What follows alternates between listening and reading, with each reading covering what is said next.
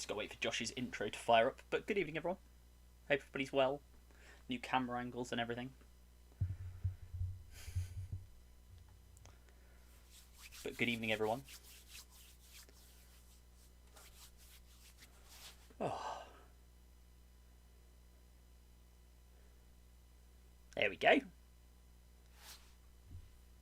Oh, I can't hear you, Josh.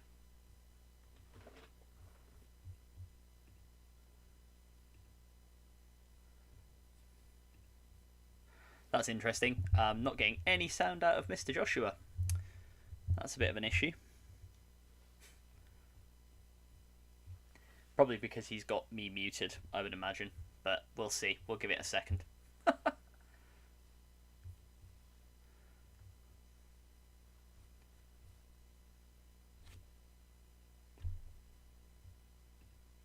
Let's get some music going while we're waiting.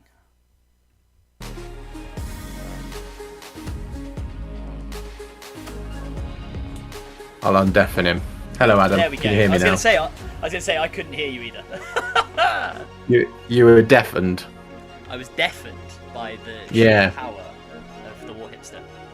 Yeah. Well, I also didn't want you to talk over me as I was introducing myself. I was refraining from doing so anyway, but I'm glad we got that sorted. So, yeah, are you ready for another Sunday show? We haven't done this in a couple of weeks. Man. Yeah, we haven't done it in a couple of weeks. I have been shockingly busy, like crazy busy. It's nice to be back. It is nice. It's nice to have you back. Oh, that's very kind. I'm glad you're well. I'm glad you're less busy. I'm glad you're not too busy for me tonight because we've probably got stuff to talk about, haven't we? Yeah, I think so. Yeah, there's been quite a few announcements recently, so it's probably a fair bit to babble on about. Absolutely. Right, I'm going to drop you into so people can see your lovely face in the bottom right corner. And now everybody on your camera on your stream should be able to see my top-down view.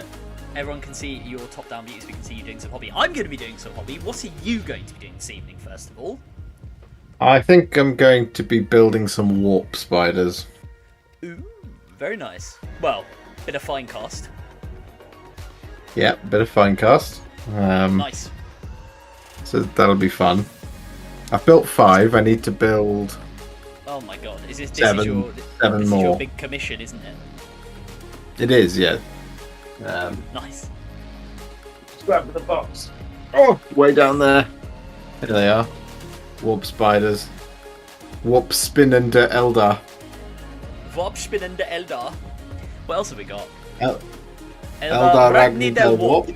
Italiano. Arañas de Disformidad.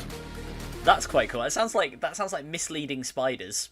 I know it's not in Spanish, but it seems like it should be like disinformidad, like disinformation spiders. It does sound like that, doesn't it?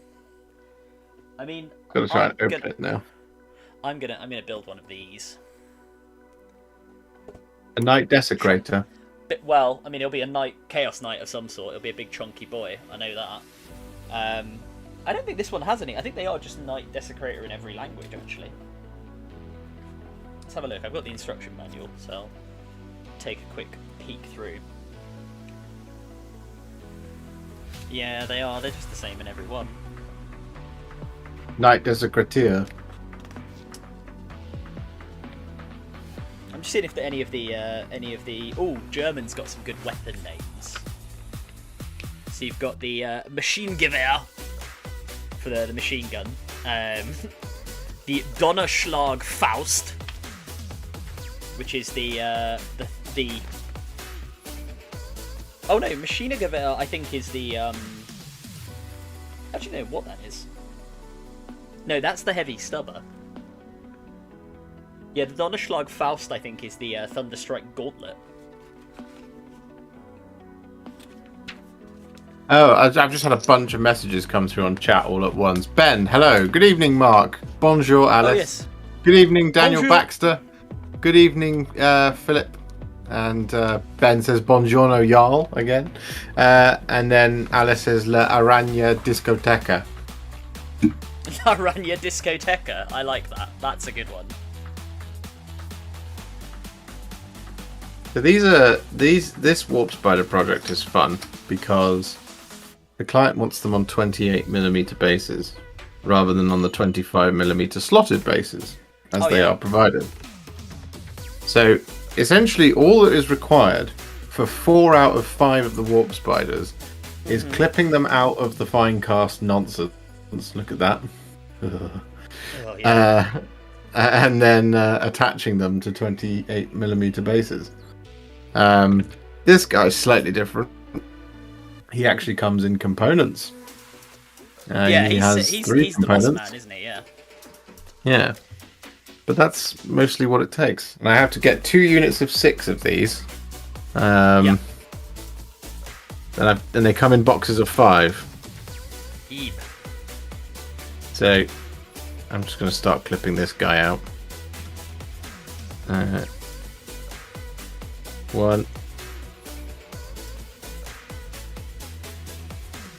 I always think it'd be quite funny with these fine cast models to just be like, yeah, there you go, that's it. Just be done with it like that. Yeah, that looks fine, doesn't it? Yeah, that's fine. He's been through the warp. He's got some issues. He's a warp spider. Exactly.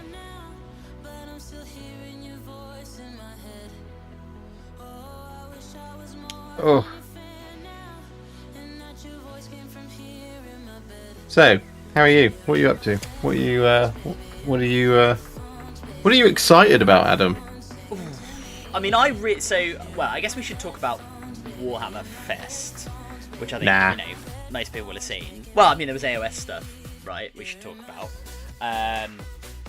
But on the 40k stuff, I like the Demon Prince. I thought the Demon Prince was really cool because he's like the old Demon Prince in the artwork from 3.5 edition, I think.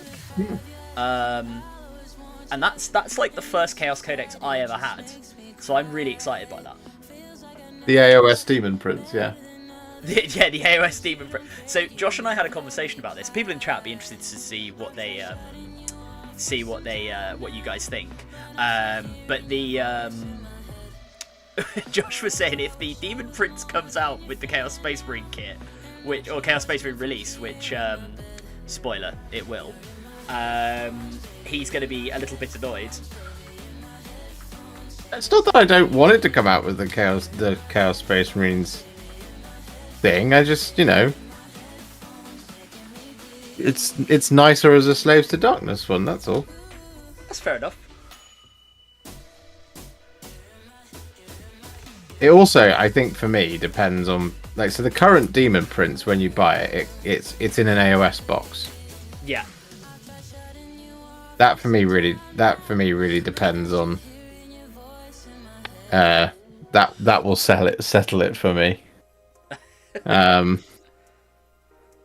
Just because if it's like the new Chaos Demon Prince, it's a 40k model. Because one of the things when I used to run a shop was people used to say, "Oh, I can't find the Demon Prince." It's like, it's this one, and they'd say, "Oh, it's got Age of Sigmar on the front." I was like, "Yeah, no. If you look at the back, it can be built as a 40k one." And I went, "Okay, but I want the 40k one." And you go, no, it is the 40k one. There isn't a 40k Demon Prince. If you go on GamesWorkshop.com and order a 40k Demon Prince, it will come in this box. Yeah, that's what you get, right? Yeah. Good afternoon, Adeptus Latrina. If they've decided to turn it over to 40k, I'll be a bit sad.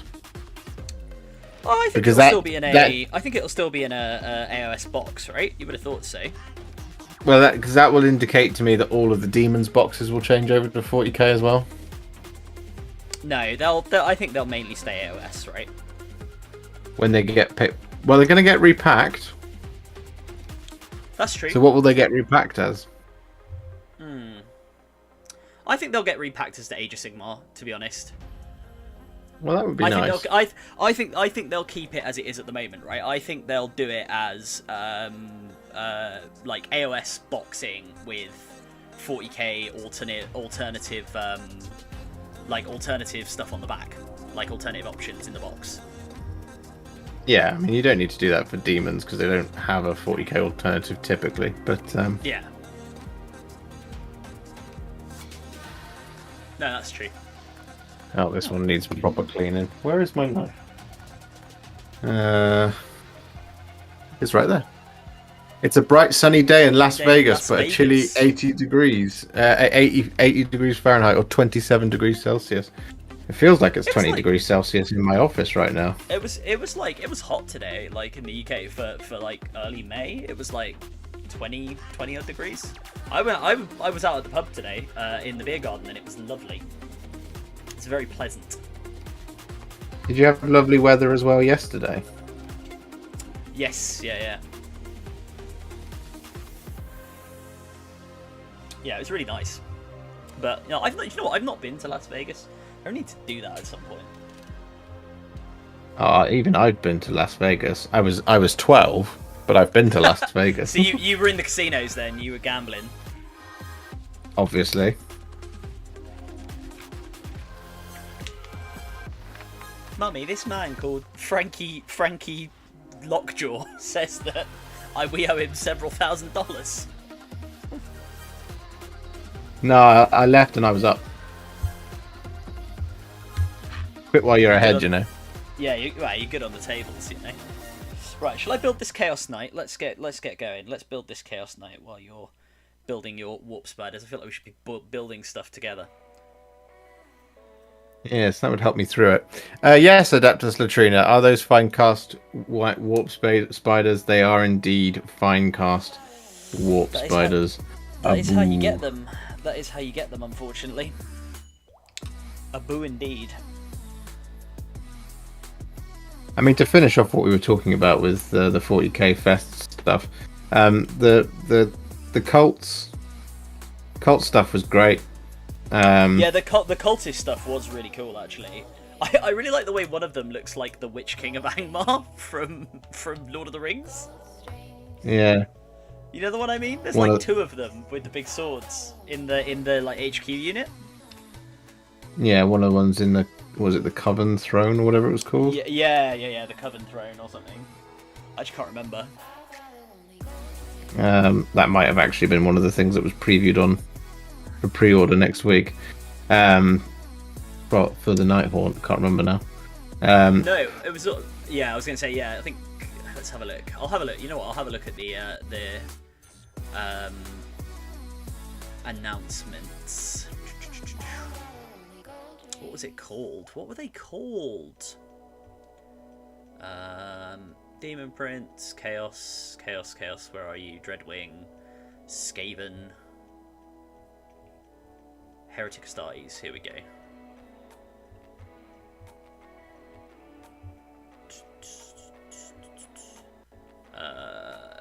They are called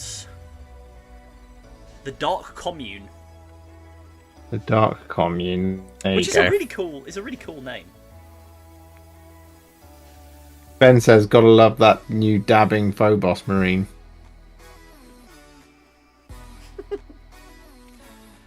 I saw one of our friends said he looked like he was doing the Saturday Night Fever dance from Saturday Night Fever.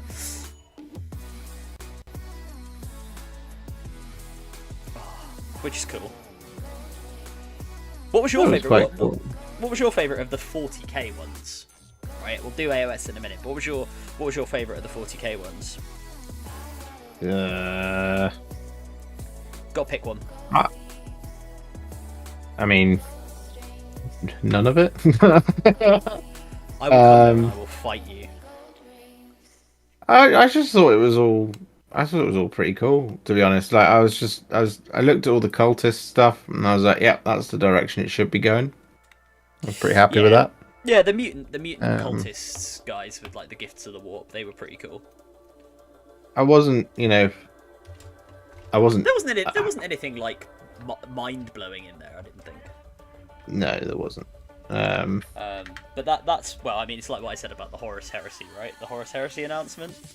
I was neither overwhelmed nor underwhelmed. I was merely whelmed. You said you were perfectly whelmed by it. Yeah, like it was like, I don't know. I mean, it's good, to be fair. I don't play AOS, but I thought the AOS stuff was quite cool. But the Horus Heresy stuff, I was like, the tank was the one thing for the Horus Heresy one where I was like, this is really cool. But the rest of it, I'll be okay. so mad at you if Why? if you get into Horus Heresy before you play a game of Age of Sigmar. Oh, that's not gonna happen. No way. I have neither the time nor the space nor the resources for Horus Heresy. Plus, it's 7th edition. There's pie plates and stuff. I can't be dealing with that. You know what I mean? What's wrong with templates? I don't know. It reminds me of everything that I didn't like about the game when I used to play it years and years ago. And like scatter dice and all that sort of thing. Now, the reason why I would be mad is because Horus Heresy inherently is a more a more difficult rule set. Oh yeah, definitely. Yeah, definitely. That's what I find funny is there are going to be a number of people that I know who refuse to engage in Age of Sigmar, and they're going to all get the Horus Heresy game, and they're all going to tell me, I just think, like the rules, they're just, they're just a lot easier to follow than AOS. And I'm going to go, they're bloody not. I mean, I don't know what the new rules are, but if there's templates involved, it's going to be a more simplified version of 7th edition. So, if they're to stay, which I think they should be, because I think the game should be more complicated. Yeah, that's okay. Adeptus Latrina says, love Beaky Marines, but I'm a little disappointed they didn't mix in some other marks of old armour. Well, they're repacking the old ones. I don't know if you saw this. They're repackaging the old third. ones. Yeah, the third and Mark II and Mark III and Mark IV into boxes of 20. Yeah, that's kind of cool. Which is really good. I mean, it should be massed Marines, right? Like that's what the Horus Heresy is about. So yeah, I guess that's kind of cool. And all the like weapon upgrades and stuff. As I say, that's why I was a bit like, I think that's what it is. I was a bit like, I looked at the Horus Heresy stuff and was like, this is cool, but it's Marines v Marines, right? And because they to be fair to them, I don't want to sound like one of those people who just has to go at GW about nothing, because I thought it was a perfectly good announcement. But because it's what's the word I'm looking for? Because it's like the baseline set. So it's just like, oh, here's, loads of Beaky Marines and one interesting character for each side. Yeah, I don't know. I'm sure it'll be more. I'm sure it'll be cooler once we see stuff like more of the special characters. Like when they did, they said they're repackaging Azek Ahriman and who's the other one? Bjorn. On the Bjorn, yeah, which is cool. Yeah, I mean, Space Wolf and Thousand Suns fans have been waiting for those characters for many, many moons. Yeah. Andrew, yeah. I was picking up some paints in GW a few months ago while another customer was unironically telling the store manager that Horus Heresy was 40k for grown-ups and I suffered psychic damage. Yeah, no, you're spot on. You know what, Andrew, you having told me that I've taken mortal wounds through the camera, through the stream. Yeah, no, don't do that. I mean, not that Andrew did, but people don't do that. People who do that sort of thing are absolute knobbers, I believe is the technical term. Yeah, technical term for that is that. Nick, want to thank you, Warhipster, for all your content, especially the instructional videos. They've helped me a great deal and makes painting enjoyable for a beginner. I have sent you my first Predator and Alien figures on IG to see what you thought. Keep up the great work. I'll have a look, Nick, after the stream. What, boss? Your stuff's alright, I've only used your tutorials like a whole bunch of times. But one day you'll forget all about me.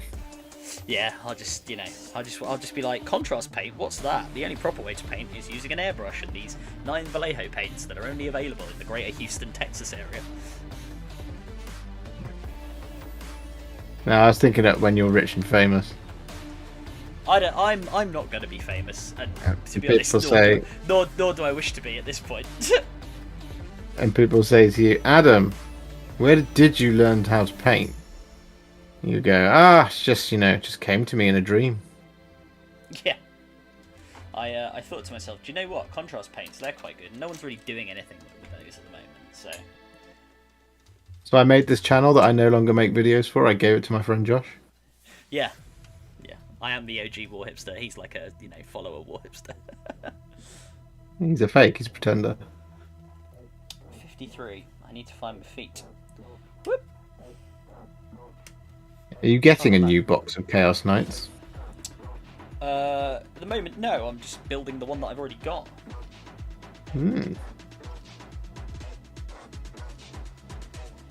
You waiting to find out what the psychic knight abominant oh, sorry. It looks like. Sorry, did you mean the pre-order, right? Yeah.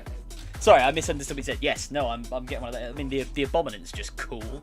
It's a big psychic knight with a tail. I mean, how cool is that? And he's covered in birds. You do like birds. I do love a good bird. A pterashade, to give it its proper technical name. There we go. Look As someone who's one singular leg. Drew, Kataro is here. Hello, Kataro. Hey, Philip Kataro. says he really likes the direction of the squat/kin. Well, it's been clarified as of Friday, Philip. The Necromunda box, the Necromunda gang, they are squats. The others are the Leagues of Votan. Yeah. They're not to be confused, even though they may cool. look the same. Hi, Dave. Hello, Dave. Dave's joined me in my stream. Hello, Dave. Nice to see you, Dave. Hello, Dave. Drew says, I'm totally with you standing AOS. I love the rule set and I've slowly been corrupting my 40k group into playing it. Oh, I'm trying, Drew, but this lot are very resilient. Disgustingly resilient, some might say. Oh, I've lost your camo stream, buddy. Have you? Yep. So you have. I don't know if it's going to come through to your followers, but because we're on a bit of a delay in case, we do anything naughty. Why has that disappeared? But yeah, no. I mean, look, I'm down to play it. What I need to do, Josh. We're going to arrange this. When we come down to your place, I will play a game of AOS with you. Of course, I will. Should be back up now. Just closed for no reason. Yeah, it's come back. It's come back. Oh. I'll happily play a game of AOS with you. Awesome. Drew also says, as someone who's played 40k for 20 years, AOS is a fantastic game system. If it can win me over, it can win anyone over. Yes. I completely agree with you. Adeptus Latrina says, I don't plan on playing Horus Heresy, but I'd love to build a small Heresy-era Dark Angels force with the Lion at the centre, of course. Of course, naturally, Drew. Adeptus Latrina. Of course. That's exactly what you should do. And are there any tutorials out there on the Lion by any chance? I've done a tutorial on the Lion. Oh, well, look at that. It's almost like I was setting you up. I've also got Magnus and the Khan to do, which I will do very soon. Daniel Baxter says, just use my first Warhipster tutorial to do some Cruel Boys. Love the result. Oh, you're a man after my own heart. I do love the Cruel Boys. That's cool. I do like the direction they took the orcs in, actually. I say orcs, sorry, the Oryx. I do like that the way they did them. I thought they looked a bit weird in some of the pictures, but actually when you see the models up close, they are really cool. I like that. Is it man skewer bolt boys with the big crossbows? Yeah, they're cool. They're a thing. You can run an army of them if you want. You can run them as battle line. Dave in my chat says he ran 1,000 points of Tyranids 2 weeks ago and still feels like a dirty, dirty man. Flyrant with the Reaper of Obliterax, Trigon Prime, 4 units of Warriors, 3 Zoanthropes of Maleceptor, and 2 units of Gargoyles. That's Tyranids are good. That's a lot. You're not running double Maleceptor though, which I've seen some people doing at tournaments, which is pretty horrid. And Dave actually says Heresy needs Epic and Battlefleet Gothic. I agree. Not because I think it'll... not as a criticism of Heresy at all, but I think it would be really cool to have Epic and Battlefleet Gothic back. Because I think Battlefleet couldn't Gothic... agree more. Because Battlefleet Gothic's cool, and it's the one we all want, right? Like, I don't know, people in Josh's chat, like, let me know, but like, whenever I talk to people and we say like, oh, what game do you want them to bring back? The one that always comes up every time. I mean, I guess primarily because it's the only one that sort of hasn't come back, but is Battlefleet Gothic. I don't know. So, there's Mordheim. Well, I was going to say Mordheim, but yeah. Or Epic, there's obviously. Dreadfleet. Yeah, Dreadfleet. Epic. There's Warhammer Historicals, if you want to get real technical about it.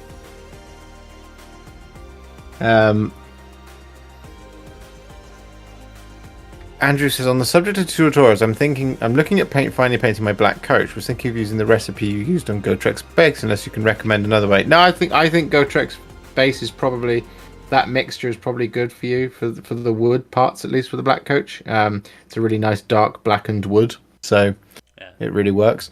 It's probably what I was going to use on Ulrak the Drowner when he comes out next week. If I can get him done in a timely fashion.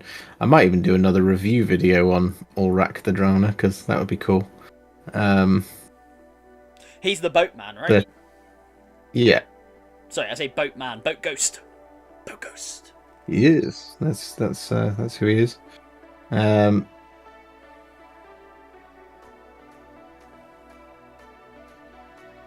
Talking heresy, we are talking a bit of heresy.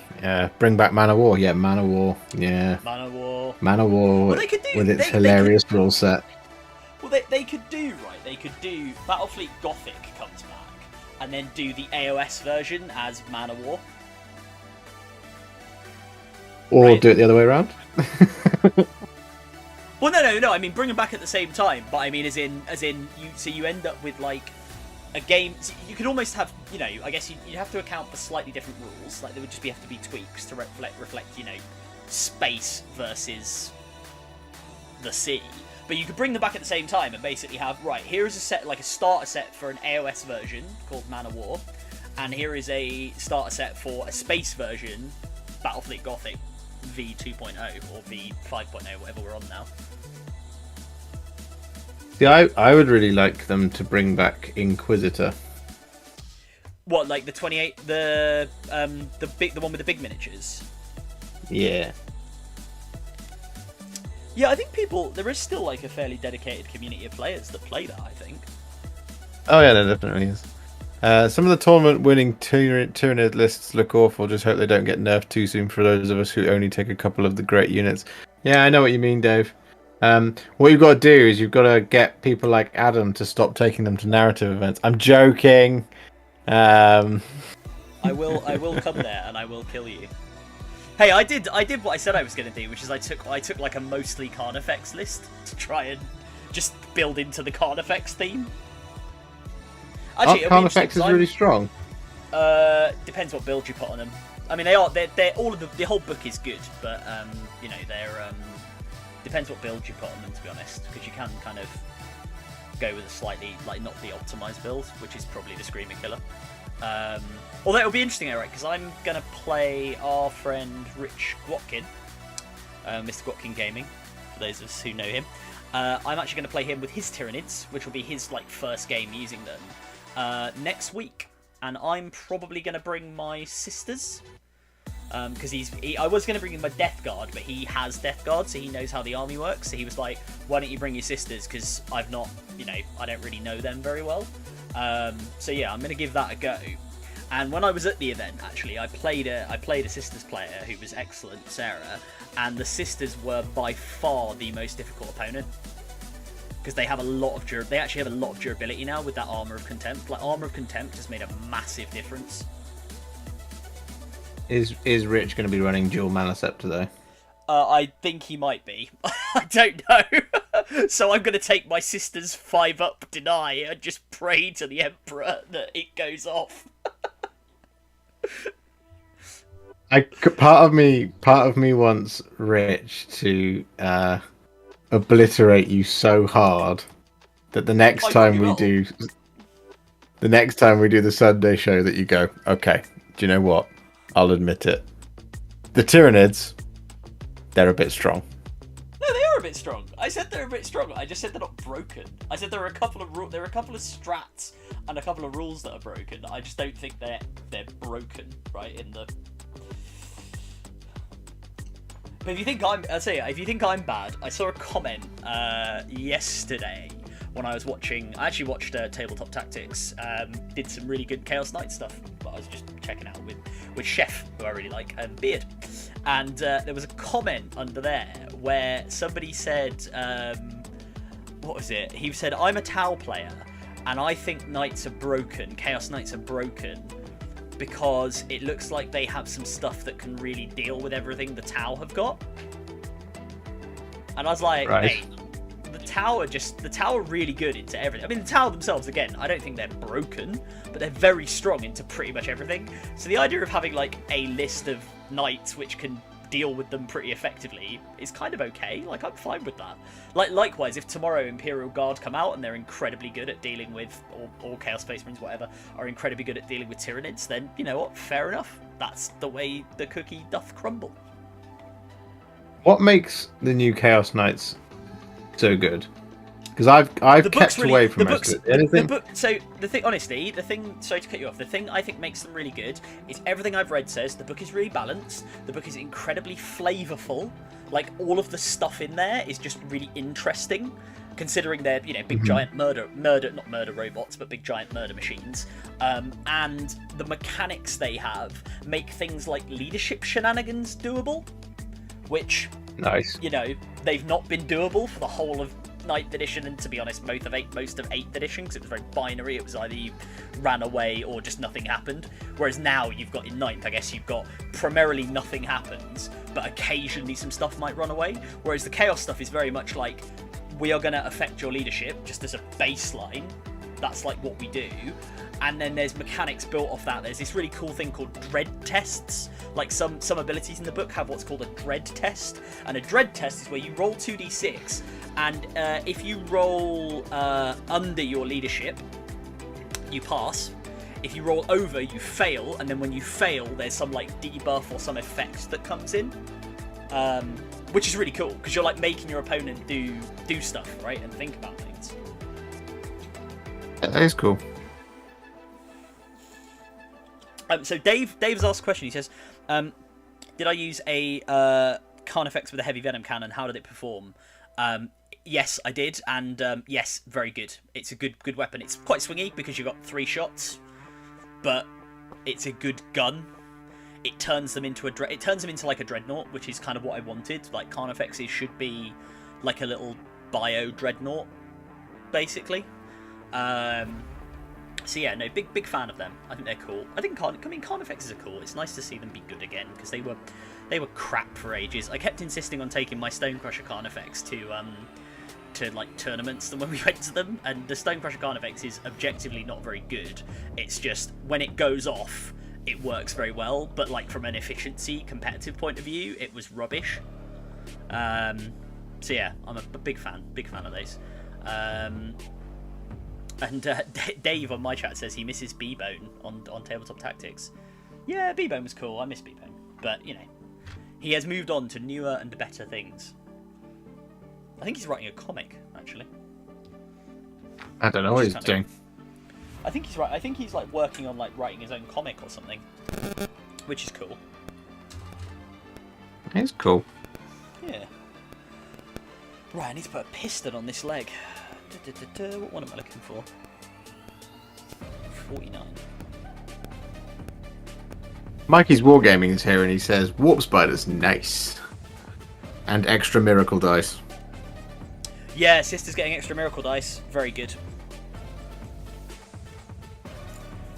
It's much better than it was. Oh, you only get them at the start of the battle round. Not anymore.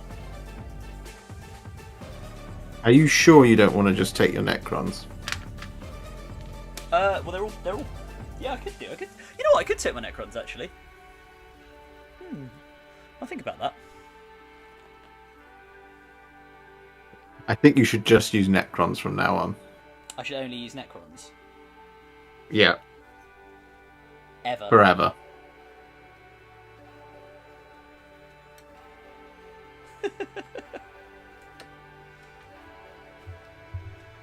Nothing else. Only Necrons. Only Necrons. In the grim darkness of the 41st millennium, there is only Necrons. Yeah, that's my OnlyFans page. Only Necrons. Only Necrons. Only Crons. Only Crons. So I didn't get a chance to see the stuff that got announced for Fest on Friday. At the time, because I was travelling. But I did see everything on Thursday for Age of Sigmar. What was your favourite Age of Sigmar thing? Oh, I loved all of it, to be honest. I mean, like, the announcement that the cities are getting a full AOSification is very cool.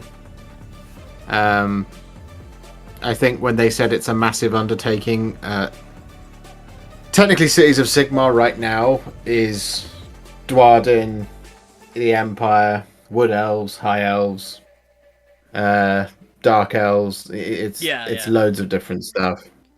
Okay. So I don't know if it's just going to be humans. I think they said it might just be just humans at this point, but it's a massive, massive undertaking to change all of that. I mean, would it make sense for it to go to a humans only type faction? No, it wouldn't make. Well, no? I mean, I get the reason why they do that, but the Free Cities of Sigmar, Mr. Boop, I did see that message before you retracted it, and yes, I do remember that conversation we had. What was that? But I won't spoil his confidence. Yeah, Cities of Sigmar is currently a bin bag full of war scrolls, so it would be good to. Yeah, there's tons of stuff in there. So you've got stuff like the Ironweld Arsenal, you've got the Flame Spire Phoenixes and stuff like that. All of that stuff currently belongs in a Cities of Sigmar book. If they are just doing humans, that wouldn't necessarily reflect the populations of the Cities of Sigmar. Right. It would just represent mankind. So part of me thinks that stuff like the Collegiate Arcana as well, they're all part of the Cities of Sigmar. So you got things like the Hurricanum.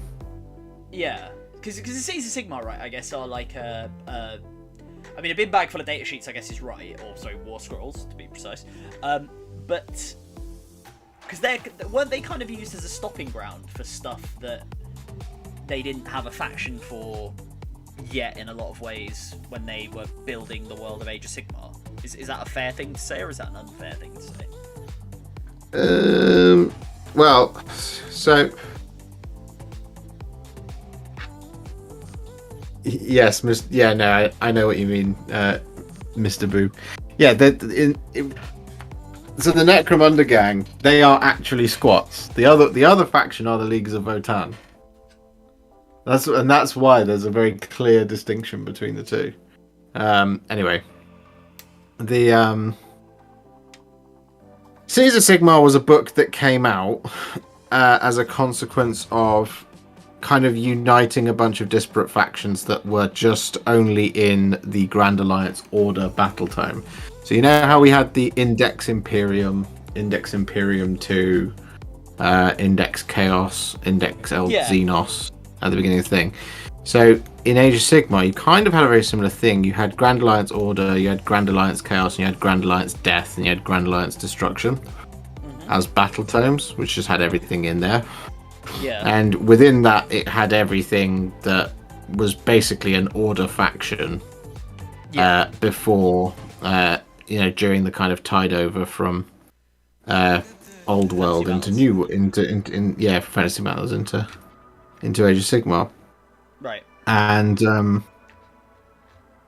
so Cities of Sigmar was then a book that came out so that you didn't just have to play Free Guild. Sure. In AOS 1, there were loads of tiny factions to keep the old Warhammer Fantasy Battles armies legal, but you had an army with only 2 legal war scrolls, etc. So, yeah, Cities of Sigmar was an amalgamation. It was an amalgamation of a bunch of stuff. I think actually the first Cities of Sigmar book might have come out at the end of first. Yeah. Because I've got the Firestorm, I think it's called, box, which gives you rules for playing as specific cities, I want to say. Anyway, it was a very cool book. So the announcement that they're getting a proper AOSification is really, really, really cool. Because, you know, we've had miniatures like Galen and Doralia Vendenst, who are witch hunters. But they've clearly got Cities of Sigmar. Yes, they would come under. Oh, yeah, they would. But they're very clearly witch hunters, and they take a lot of design elements from the world that was. But they're definitely Age of Sigmarified as well. Right. So just kind of blowing that kind of thing up across a bunch of stuff is really, really cool. So yeah, that's a really exciting undertaking. The other thing, of course, that I'm very excited for is doing another 24-hour stream of flying bug ladies for my Sylvaneth. Got another 2,000 points to build there, I'm sure. So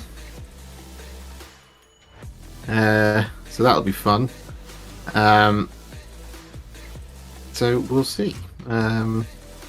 We'll see Dave what the in my future stream brings. has proposed a theory, which is that he likes the thought in AOS that just when we get to, when we go a couple of editions down the line, Nagash just wins, and that's why 40k is so grimdark, because Nagash is actually the Emperor. And that's how they link the worlds together. Well, it's just a macabre punishment for everybody in Age of Sigmar for existing. Yeah. They all get to. That's how Nagash likes to roll. Nagash and his weirdly cruel and unusual punishments. Built on Boot, be careful, don't mention kit bashing AOS into 40k. Josh doesn't like it when we do that. No, I don't like it when you do that. You'll set him off. You'll set him off, Mr. Boob. Don't do it. It's not worth it. You know what? I tested my theory the other day. What was okay? I was on Facebook. And that's a bad idea for a start. Why'd you go on Facebook? And I I was just hanging out, and I thought, I'm going to test. Getting some boomer memes. I'm going to just test my theory right here. So, whenever you see a really cool Age of Sigmar model come out, it gets filled up with comments of people saying this will make a really great 40k model. A bunch of people were posting a picture of like the new Beakies in one of the Facebook groups that I'm in, and I commented on it. I commented on the Praetor picture. I said this will make a really great Lord Celestant for my Stormcast, and oh my goodness. The amount of rage. Why would you do that to yourself? You're just inviting. The amount of rage I unlocked, and I was like, whoa, hold on now. Hold on. Because I've seen so many of you take Garda Steel Soul, stick a Space Marine helmet on him, and call him a Smash Captain. Come on now. Don't you give me this. No, it's always going to be the way though, right? Because there's a lot of stuff. Well, I mean, leaving aside demons, because demons work across both, right? There's a lot of stuff in AOS which most of it is not done very well. I completely agree there. But there is a lot of stuff in AOS that, well, put it this way, it's a lot easier to stick guns and sci-fi stuff onto a fantasy model of any kind, AOS or third party, whatever, and make it futuristic / 40k than it is to take a 40k model and make it into AOS. But actually, this has given me an idea for one of your future projects. Why don't you do it? Okay. Why don't you do it? Why didn't I do Like, what? Take a 40k model? Yeah. Take a 40k model and make it AOS. Because I guess, like, leaving aside the random nerd rage, right? Prove that works, right? Not that I doubt you, because I don't, and I think you could do it really well. And I think if anyone can carry it off, you're maybe the guy to do it. Like, take something like the Praetor from Horus Heresy, kit bash it, do whatever you need to do, and then be like, boom, there you go, paint in contrast, boom, there you go, Lord Celestin. Thus proving you can, in fact, take those models and do it, and it still looks really good. And actually, it probably looks better than 99.9% of the ones that go the other way. Yeah, I would do that, but I'm a terrible kit basher and converter. And I hate building models following the instructions, so coming up with my own thing is literally the worst thing to me, which is why I wouldn't do it. Okay, all right, fine. Maybe I'll have a go. Maybe that could be my challenge. I'll have a go and see if I can do it. What do you think? A Horus Heresy Legion Praetor then is the way to go? Because I'll need some guidance. No, I genuinely don't. The reason why, I'll tell you the reason why. The reason why Stormcast into Space Marines, in my opinion, often doesn't work, and Space Marines into Stormcast doesn't work, is because everybody always forgets to remove all of the stuff that actually marks it out as being one of those things. And one of the problems with Space Marines is they build in a bunch of, like, the cables and the sort of the undersuit and all that kind of thing. So what you have to do, exactly, you would have to, for a Space Marine, one, you'd have to clip off the knee pads, because it doesn't make sense to have those knee pads as they are. You'd have to fill in the gaps of the undersuit to make it look like cloth. You'd have to sculpt pectorals and stuff on top of the like the vents on the chest. You'd have to remove all of the cables and stuff from under the arms, and even then, you still have to sculpt the undersuit in the armpit and underneath the hand as well. He could be wearing. You can't have anything ribbed. He could be wearing a ribbed undersuit. They're buildable. If you can reanimate people using a magic lightning anvil, you can make ribbed undersuits. But that's the point. Is whenever I look at a conversion, right? I look for things like that to see if people have done it. And so the thing that people always forget to do in Sigmar, when they move a Space Marine, a Stormcast over to being a Space Marine, is they leave the paper trail on. And the paper trail is covered in Azerite iconography. Yeah. And twin-tailed comets all over the place.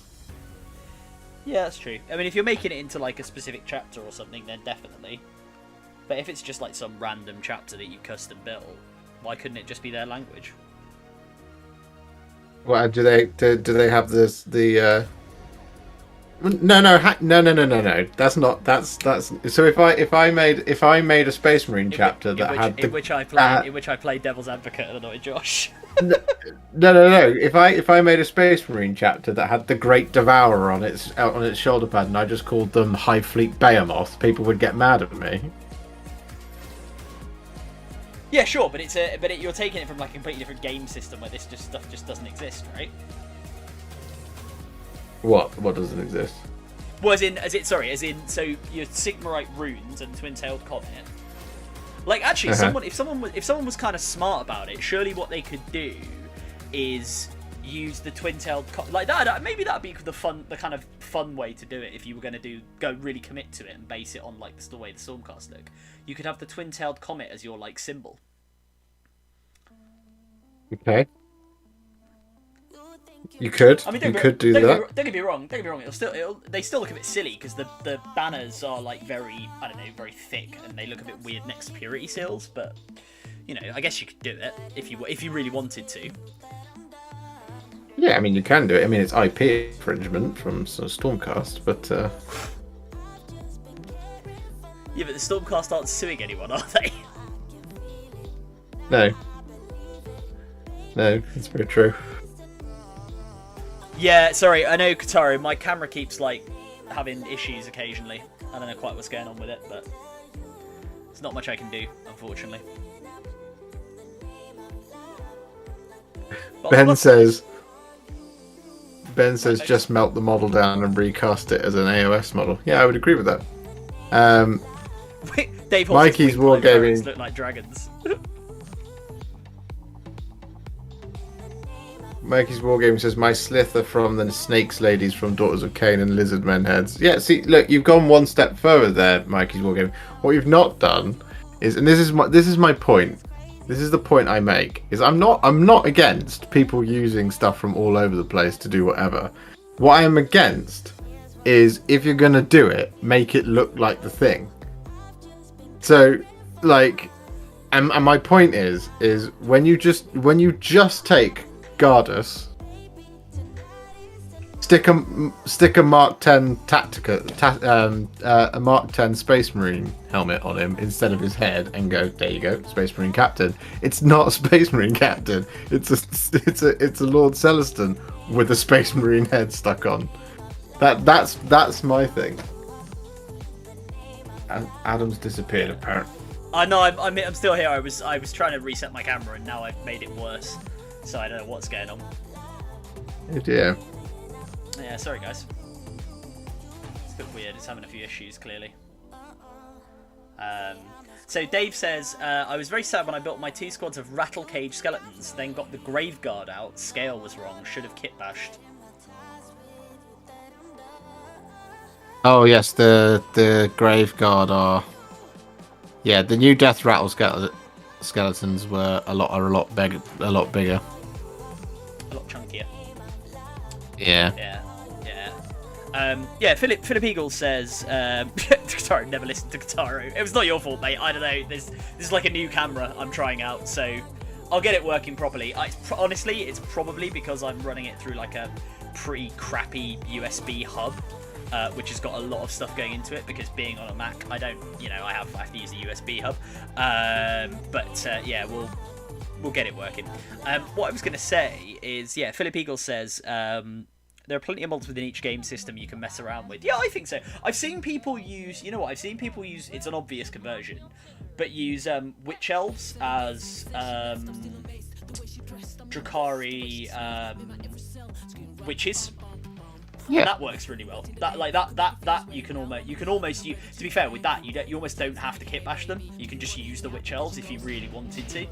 I don't know about any other ones. I did see somebody who on the Tyrannid Discord or on Tyrannid on Reddit was like trying to use. I don't know if they were. I think they were AOS, not the new dragons, but they were some kind of dragon as like some sort of Tyrannid. And it was just like, it just didn't really work. And obviously everyone was commenting and being like, these don't really look like Tyrannids. They're just dragons. Yeah, well, so that's my point is, I don't think Stormcast look like Space Marines. I think you're closer to Custodies with Stormcast, but even then.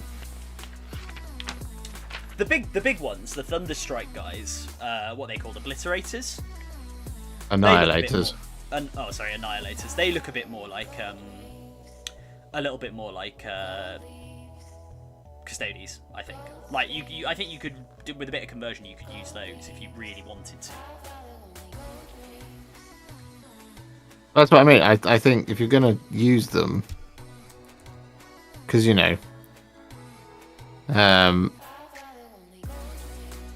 one of the things I would counter is that there's only one group in the Imperium that's allowed to use talons and lightning on their heraldry. Which is it's the Custodies. Yeah. So why when someone this is the thing is I will say my viewpoint on this, and people always tell me I'm wrong. Okay. And I go and I always go, this is just my preference, right? This is just my thing, right? Is that right? I get sad when I see my favorite models have a head swap and they call it a 40k thing.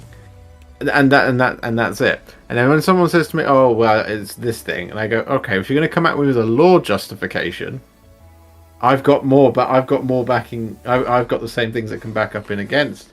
I'm just saying that is all. Yeah, Haven't heard it yet, but it's wrong, says Andrew. It's everybody to their own in it, right? Like, everybody do your own thing. And Andrew says, it's so very wrong. No, wait, you're right.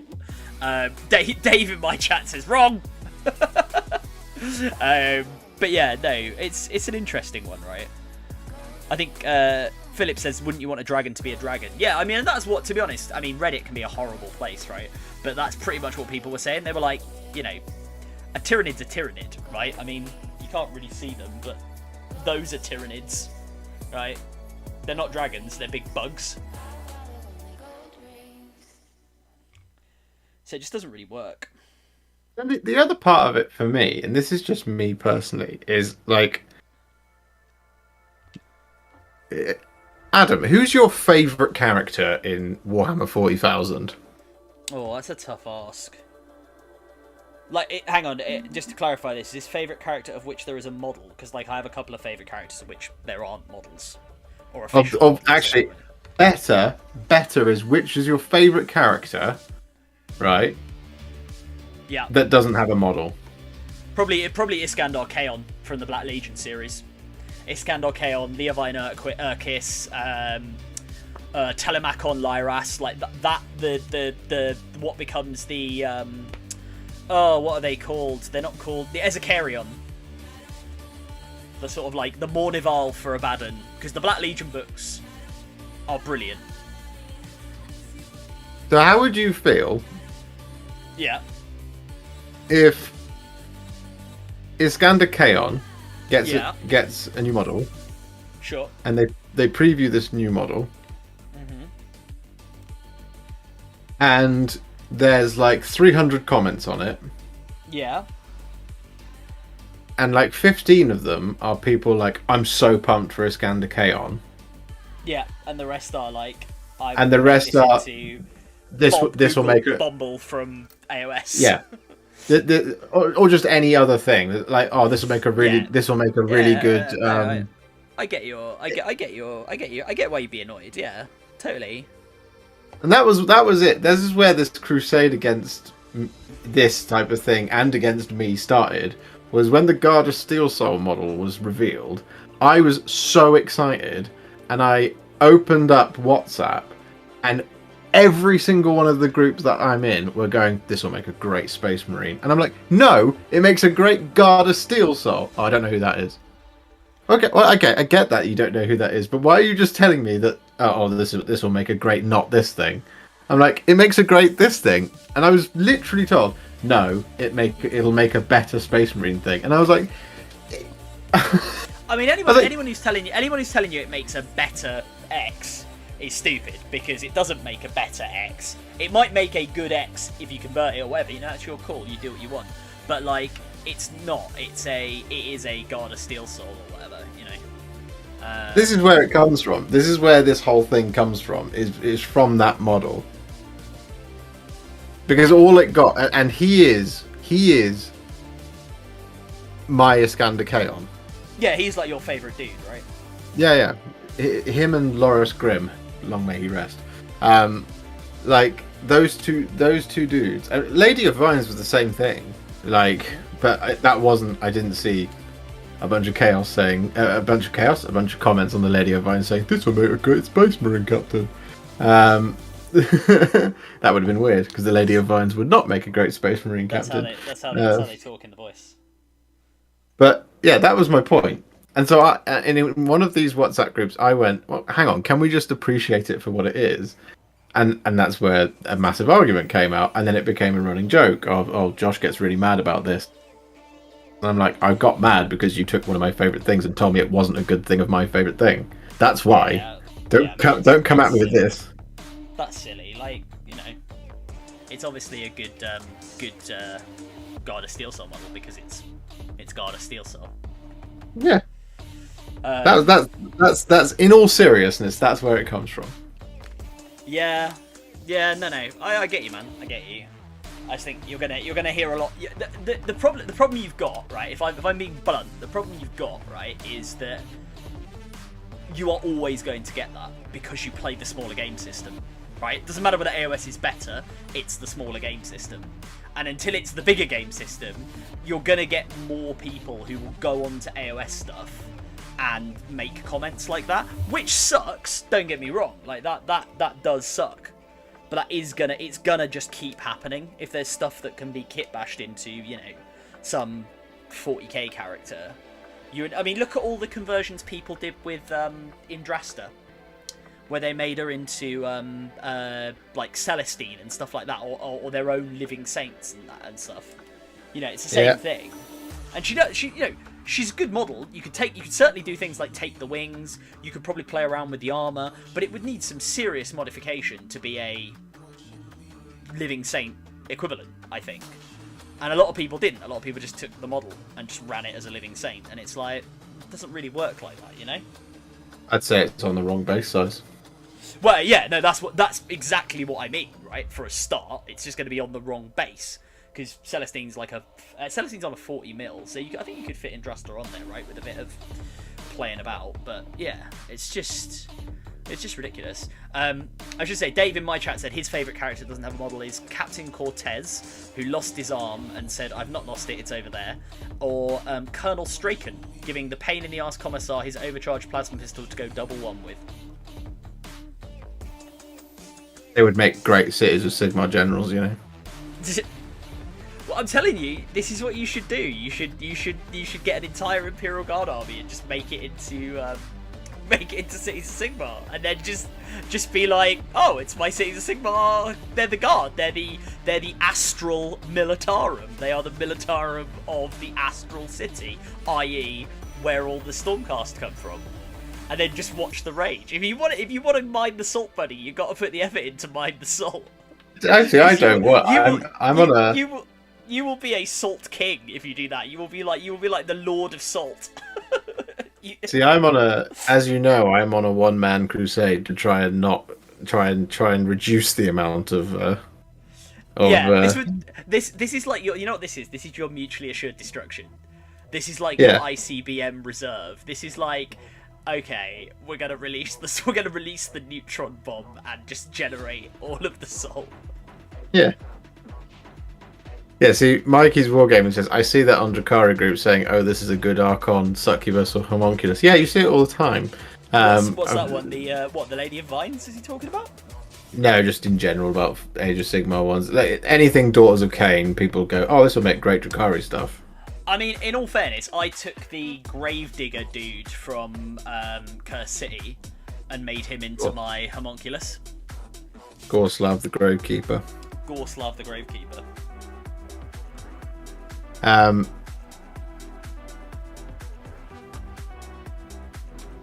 Andrew sums it up pretty nicely for me, actually. Oh yeah? I find it funny that some of the groups I'm in so consistently try and find 40k usages of 40 AOS models, but flat out refuse to even try the game itself when I've suggested it. Yeah, that is silly. You should give it a go. See, that's my favourite thing about it. This is why I'm like, look, I play 40k, but I'm obviously open to playing AOS, but I will never criticise AOS, I guess, because I don't know the game. How can I criticise it? The best I can do is go, that model looks cool. Like the archer people for the Sylvaneth, the new ones. The Gossamid. The Gossamid archers, yeah, I thought they looked awesome.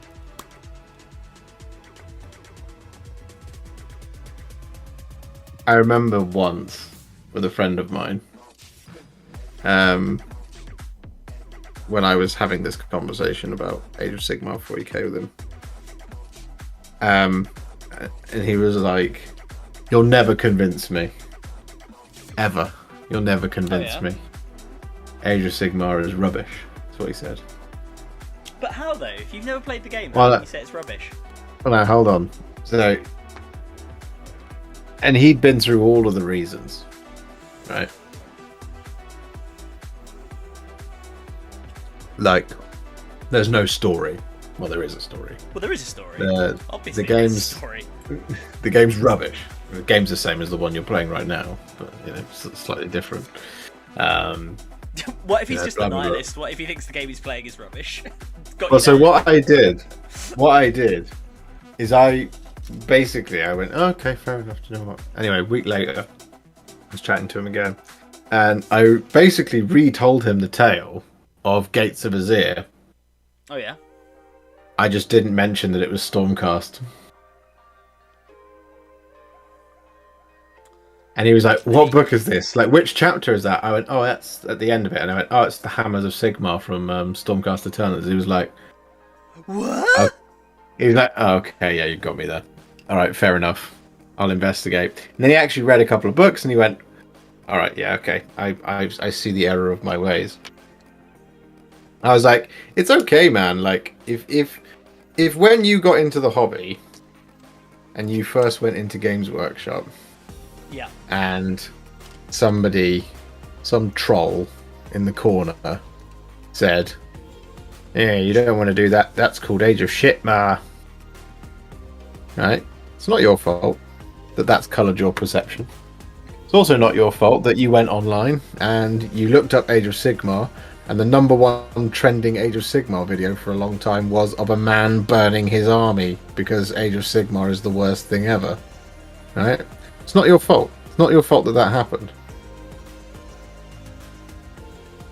What's not okay is not informing your opinion later on. Yeah, exactly. No, I agree entirely. That's why, yeah. Do you know I watched. Does Caiaphas Cain have a model? Sorry to ask this slightly difficult question. It's just Dave in my chat, I realise, has asked, what's Caiaphas Cain like? And I assume he means in a model form, and I don't know whether Caiaphas Cain has a model. Caiaphas Cain? No, Caiaphas Cain doesn't have a model as far as I know. There you go, Dave, you can kit bash Caiaphas Cain. I don't think he has a model. You can kit bash out of Age of Sigmar parts and annoy Josh. I wouldn't surprise me if he did get one though. What with all of the Black Library books, we got the models, Gaunt's Ghosts. There's an excellent tutorial for Gaunt's Ghost. Where is it available? On the internet. On the internet, yeah. Anywhere specific on the internet? There's a number of excellent content creators who've probably made videos about it. I've heard Angel Heraldez is a bit of a whiz with contrast, but you know. Angel Heraldez? Yeah, is that the right one? I have no idea. Do you mean Juan Hidalgo? I mean Juan Hidalgo, yes.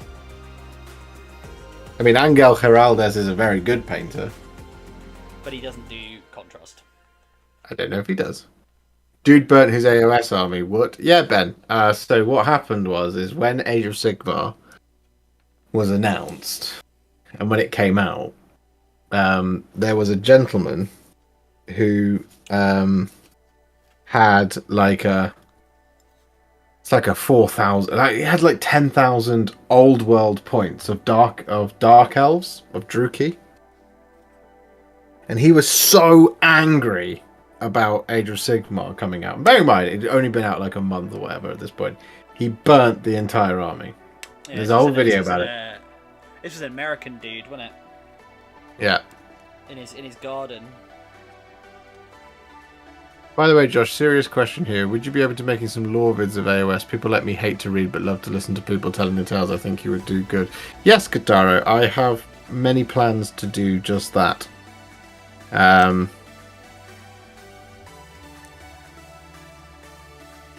Andrew says, the new Sylvaneth have twisted my arm enough to make me finally bite the bullet on them, so I'm 90% sure they'll be my Order army going for one of each Grand Alliance. I'm going for that.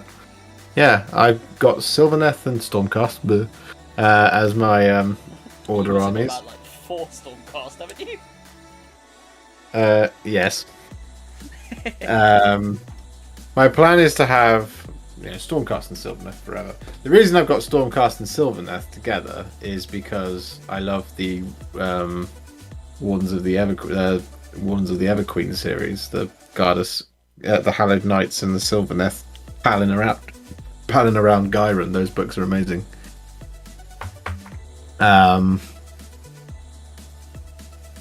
So yeah, that's why I got both of them. But my plan is to do both of those to completion, and then to have my sort of Auric Wall clans as my destruction. I want to do Soulblight Grave Lords as my death faction, and then I've got sort of Legion of the First Prince / Slaves to Darkness, which will be my Chaos faction. That's very cool. Yeah, I mean technically I've already got one of each now. I mean I haven't got Death yet. Actually, that's a very good point. I haven't done any Soulblight Grave Lords apart from what's he called? The Scriptor Mortis, and that wasn't for me. And of course I did all of Cursed City, but that wasn't for me either.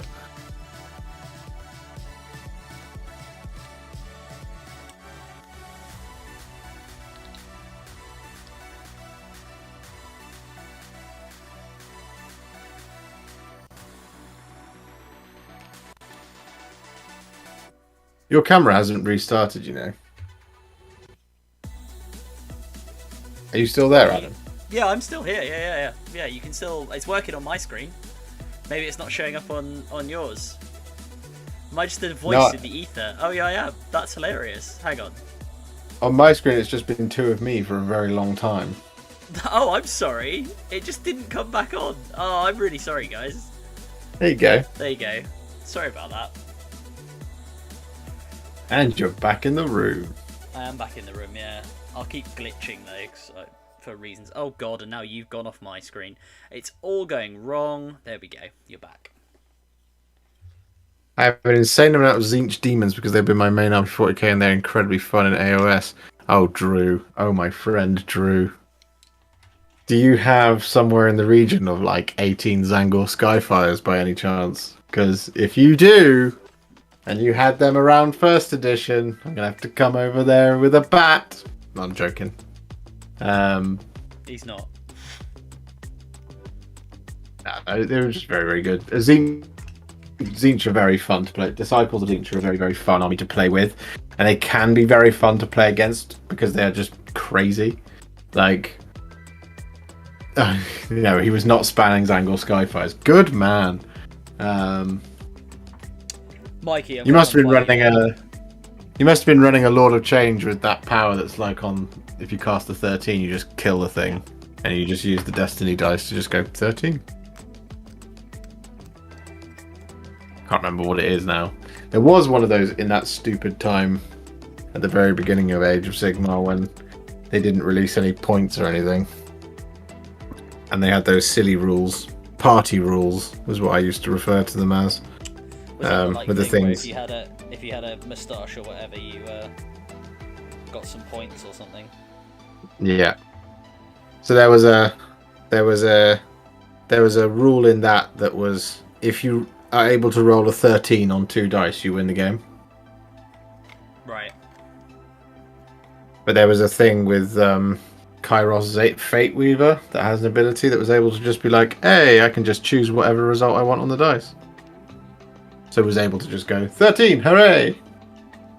What, and that's it? The game was just over? Yeah. I mean, it was gone. It was gone very quickly. It was gone very quickly, but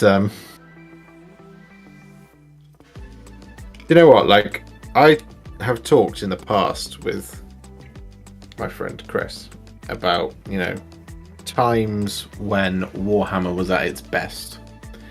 And there's two I will always remember. One was right when General's Handbook 1 came out. Oh, yeah? Because that was a brilliant time. Yeah.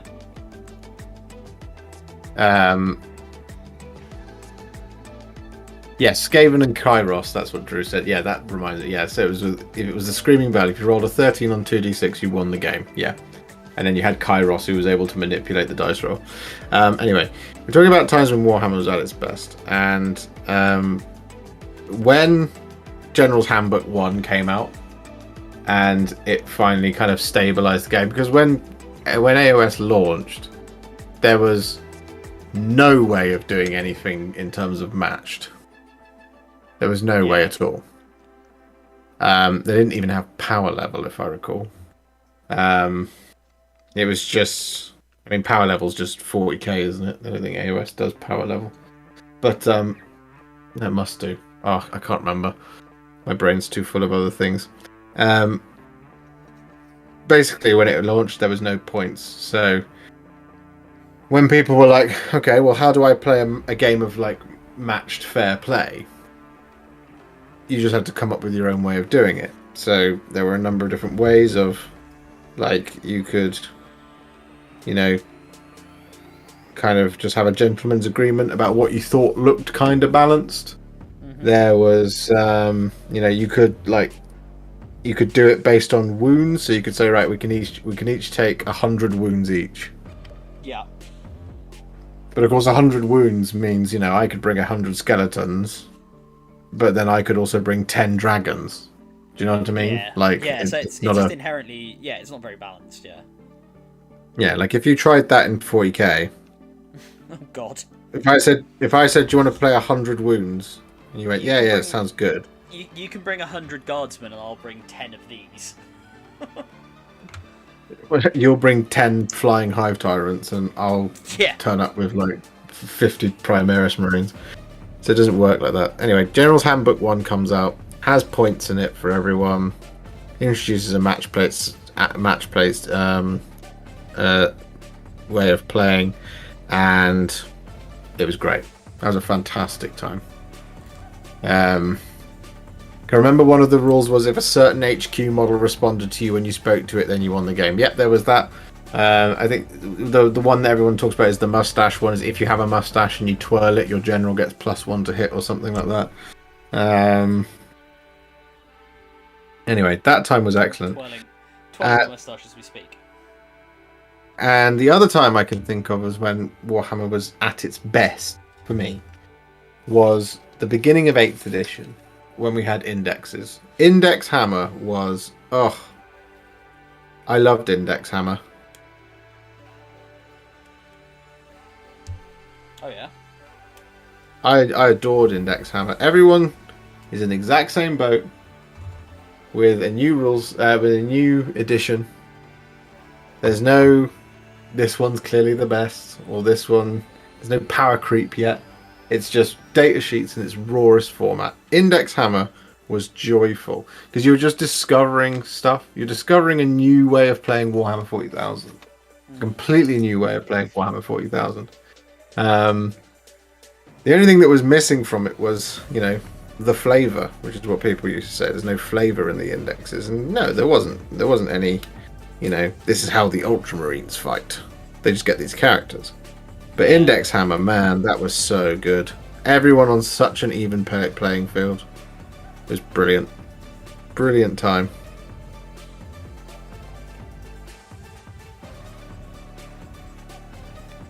Why are knights such a nuisance to stick together? Because they're big and they're scary. They're big chunky boys. You're too afraid of what you hold in your hand. It's more that I'm just trying to make the body go together. Time to hold it like this. Can you not leave the torso off the legs? Yeah, I'm going to leave it off the legs. I'm just gluing it together. What I'm actually doing is I've labelled. I'm gonna because I'm probably gonna do the armor in a different finish, whereas I'll spray this in lead belcher, and then wash it and stuff. So I've labelled, I don't know if you can see very well. There we go. The inside of this armor plate as like right and left, just so I can sort of remember where they go. Makes sense. Do you think that's a good idea? I was going to say, I was just going to leave the armor plates off, because then I can do a bit of contrast coolness on them. For speed, absolutely. Yeah, definitely. And then on the inside, I can do all the detail. Should be the way to go. Ben says, I think for 10th Ed, they should just release one index that holds all the data for all the armies and units. Reset the power creep and every army is powerful from the get-go. I kind of inclined to agree with you, Ben.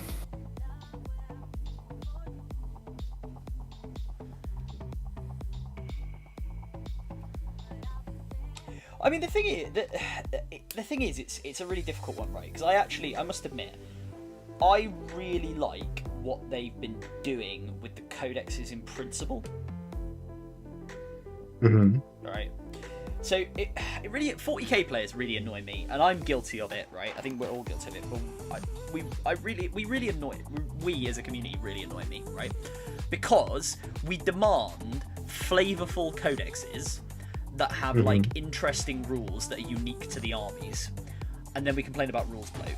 We demand that the armies be powerful and balanced at the same time, this, that, and the other. And look, there's always going to be some armies that are better than others. That's fine. That's gonna happen, right? Yeah. And we're gonna have to accept a level of complexity if you want armies to have unique stuff that they do. It's the nature of a dice game. It's the nature of having a D6 dice game.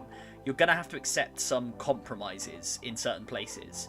And I think I would rather have it that the core rule set is dead simple, and then the complexity comes from like your army and what your army does.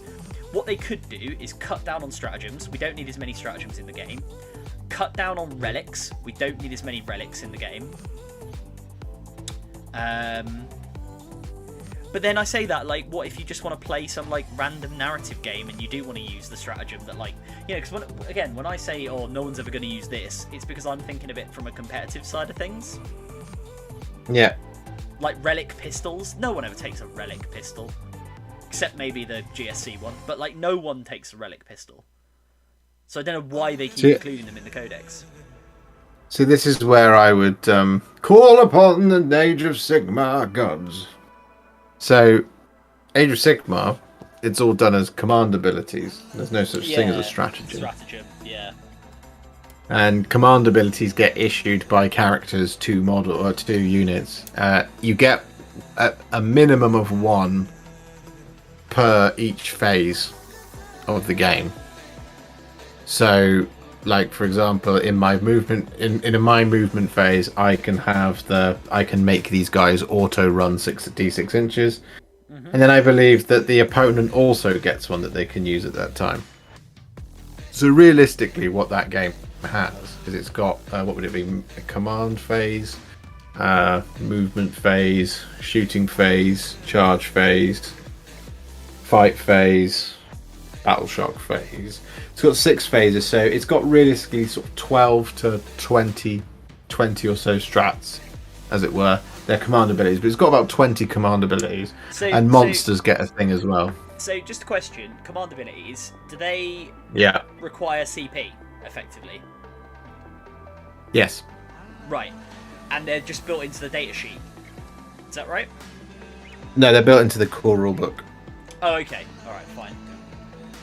You do get faction specific ones, but they are baked into the datasheet. You also then get command traits, but I think you can get a command ability as well. But you don't have a page of things that your heroes can tell the other people to do that are specific to Stormcast. Right.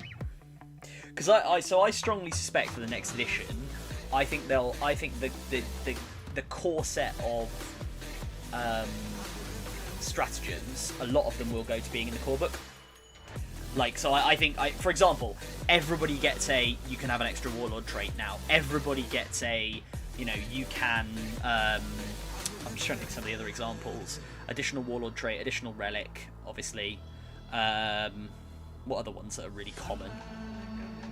Oh, we know that there's something big is going to change in the next thing. They've said that in the next thingy, didn't they? They said that there's going to be almost half as many command points.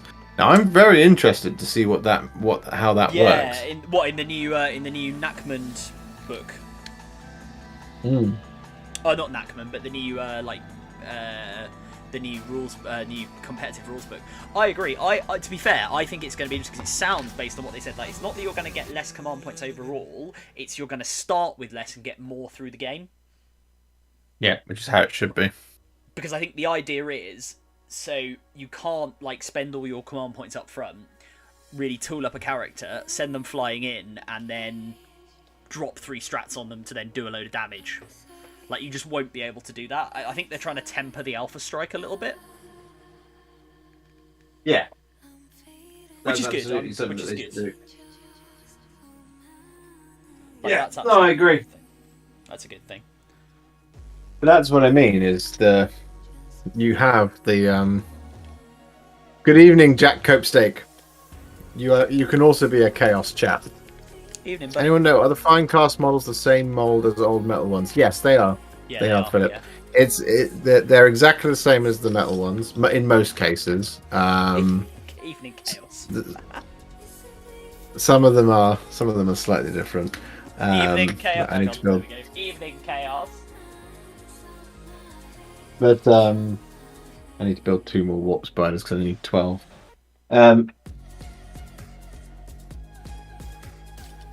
So yeah, my point is that Age of Sigmar, you have a set of ones that everybody gets.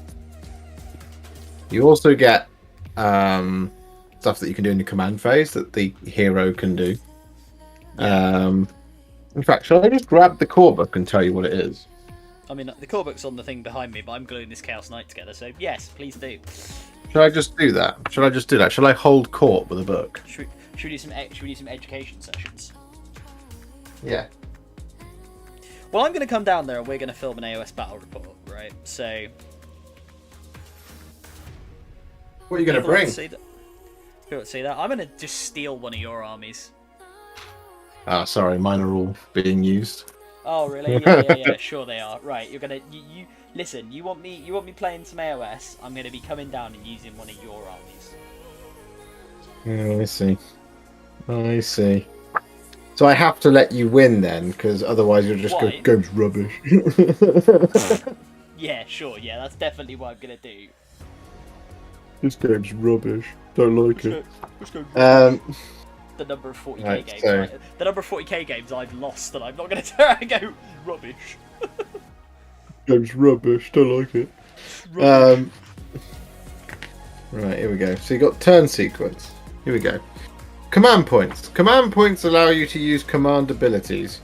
You receive command points at the start of the battle round after priority is determined. In addition, if your general is on the battlefield at the start of the hero set phase, you receive 1 command point. At the end of the battle round, any command points that have not been used are lost. So you can't stack up command points. Okay. To use a command ability, you must spend 1 command point. Pick 1 friendly model to issue the command, and pick 1 friendly unit to receive the command. Unless noted otherwise, the models that can issue commands and the units they can issue them to are as follows. Unit champions can issue commands to their own unit. Heroes can issue commands to units that are wholly within 12 inches of them. Generals can issue commands to units that are wholly within 18 inches of them. And totems can issue commands to units that are wholly within 18 inches of them. See, what's interesting about that... Oh, sorry, no, go on. Finish the rule. No. Well, so each command ability will say when it can be used and what effect it has on the unit that receives it. A model cannot issue more than 1 command in the same phase, and a unit cannot receive more than 1 command in the same phase. In addition, you cannot use the same command ability more than once in the same phase, even for different units. That's good. That's good. Well, I was going to say, there's a couple of caveats here on like differences with 40k that I think make this this system good, like by the sound of it. So first of all your command abilities are dependent on a model or general or something existing, right? Uh-huh. Whereas they only work within range. Whereas stratagem can just stratagems most of the time, right? There are a few that are like, you know, if you have X within 6 inches of Y, then you can do Z. But most of them are just pick a unit, do this. Yeah. So actually, in many ways, if I might dare to suggest something, that's a lot more like a fusion. That's a lot more like the Tyranids' new synaptic link type thing. Yeah, if it cost command points, if it cost command points, for example. 100% it is. I believe that is a rule that should make its way into 40k. It would be interesting, that one. I genuinely believe that. I think you should be. I think units operating on their own, if they've got a sergeant, sure, they can issue it to themselves. But what you shouldn't have is like a unit of Terminators drops down on the other end of the battlefield and then issues the command to, you know, a unit of, I don't know, Scouts. Scouts that are close by. And obviously you then build into each faction, because each faction then of course has its specific things that overrule this, as same as in 40k. So for example, Bastion Carthalos, he can issue a command for free because he is a Lord Commander of the Hunters of Sigmar, and he can issue 2 per turn. Obviously can't be the same thing, but he can issue 2 per turn, which is really cool. Anyway, after determining who will take which turn, the player who will take the first turn receives 1 command point, and the player who will take the second turn receives 2 command points. That's kind of cool. Yeah, which is nice. Ben says, it makes it better because it means your HQ needs to stay alive. Yeah. You can't just charge him with a smash captain. Also means you need to think about army composition. Yeah, see, Ben, I completely agree with you. No, I agree with that as well. I think that's both true and a good thing. You could argue that, Philip. Yeah, and I would agree with you. But we have very specific examples where, for some reason, they don't use comms, and specific armies do. So I would point to AdMech, and I would point to Space Marines, in fact, actually, as well. And I would also point to Astra Militarum as all examples of armies that can use specific comms style things to be able to do stuff. So I think it's the Phobos captain whose abilities can be used on any Phobos unit regardless of range, but no one else. Anyway, thanks for hanging out, Mikey's Wargaming. Yeah, see you later, Mikey. So, hero phase. These aren't command abilities, but you get a heroic action. Right. A unit with the hero keyword on its war scroll is a hero, funnily enough. At the start of the hero phase, you can carry out 1 heroic action from the table below with 1 friendly hero. The effect of the heroic action is treated in the same way as the effect of an ability for rules purposes. There's 4 heroic actions. Heroic leadership. Pick 1 friendly hero and roll a dice. Add 2 to the roll if your general has been slain. On a 4+, you receive 1 command point that can only be spent during that turn to allow that hero to issue a command. Right. Heroic willpower. Pick 1 friendly hero that is not a wizard. If it is the enemy hero phase, that hero can attempt to unbind 1 spell in that phase as if they were a wizard. If it is your hero phase, that hero can attempt to dispel 1 endless spell in that phase as if they were a wizard. You can still only attempt to unbind or dispel the same spell or endless spell once in the same phase. And unbinding is like Deny the Witch. Like Deny the Witch. Yeah. Okay. Yeah. You then have Best Day Ever, otherwise known as their finest hour. Pick 1 friendly hero. Add 1 to wound rolls for attacks made by that hero until the end of that turn, and add 1 to save rolls for attacks that target that hero until the end of that turn. You cannot carry out this heroic action with the same hero more than once in the same battle. That's pretty spicy. Heroic recovery. This did get changed in an FAQ as far as I can remember, but pick 1 friendly hero, make a heroic recovery roll by rolling 2d6. If the roll is less than that hero's bravery characteristic, you can heal up to D3 wounds allocated to that hero. If the roll is equal to that hero's bravery characteristic, you can heal 1 wound allocated to that hero. It did get FAQ'd, I can't remember what it got FAQ'd to. That is pretty cool though. Yeah. You then have the hero phase command abilities. And there's only 1, but you can use this command ability at the start of the hero phase. The unit that receives the command must be more than 3 inches from all enemy units. Roll 1 dice for each slain model from that unit. For each 6, you can return 1 slain model to that unit. That's pretty cool. Yeah, it's pretty nice. Dude, no, it's some nice abilities. Like, I gotta admit, I do like the sound of the AOS mechanic. I've got more. I'm going to go through them all. Movement phase. You got movement phase command abilities. So this is my point about there's 1 for you and there's 1 for your opponent. At the double, you can use this command ability after you declare that a friendly unit will run. That unit must receive the command. The run roll is not made for that unit. Instead, 6 inches is added to that unit's move characteristic in that phase. The unit is still considered to have run. Right. It's an auto advance, 6 inches. Yeah. The thing that your opponent can do, you can use this command ability in the enemy movement phase. After an enemy unit finishes a normal move, run, or retreat, the unit that receives the command must be within 9 inches of that enemy unit and more than 3 inches from all enemy units. You can make a d6 inch move with the unit that receives the command, but it must finish the move more than 3 inches from all enemy units and cannot shoot later in the turn. That's okay. Pretty fun. So if someone gets a bit too close, you can just back up a bit. Right, heroic recovery was FAQ to requiring you not be in melee to use it. Yeah, that's what it was FAQ to. So you can't just be in combat forever, healing D3 wounds every time. Okay, yeah. Well, that makes sense because that'd be a bit strong. In the charge phase, you have 2 command abilities.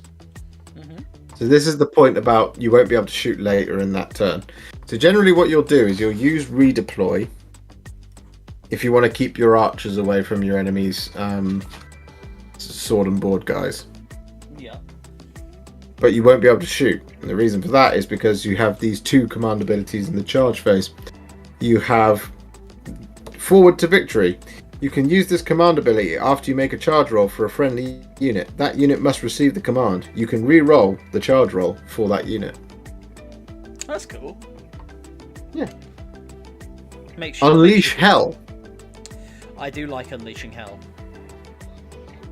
You can use this command ability after an enemy unit finishes a charge move. The unit that receives the command must be within 9 inches of that enemy unit and more than 3 inches from all other enemy units. The unit that receives the command can shoot in that phase, but when it does so, you must subtract 1 from hit rolls for its attacks, and it can only target the unit that made the charge move. It's like Overwatch. Yeah. I've knocked my microphone over. You might have heard a slight noise there. Only a mild one. In the fight phase you have 2. You have all-out attack. You can use this command ability when you pick a friendly unit to shoot in your shooting phase or fight in the combat phase. That unit must receive the command. Add 1 to hit rolls for attacks made by that unit until the end of that phase. Always good. So it's +1 to hit. +1 to hit is always good. Or you can use all-out defense. You can use this command ability when a friendly unit is picked as the target of an attack in the shooting or combat phase. That unit must receive the command. Add 1 to save rolls for attacks that target that unit until the end of that phase.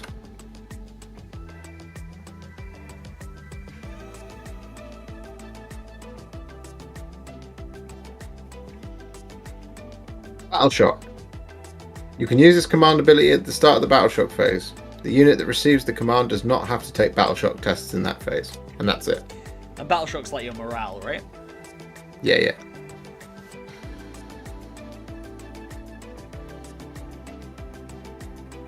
That's pretty cool. And that's it.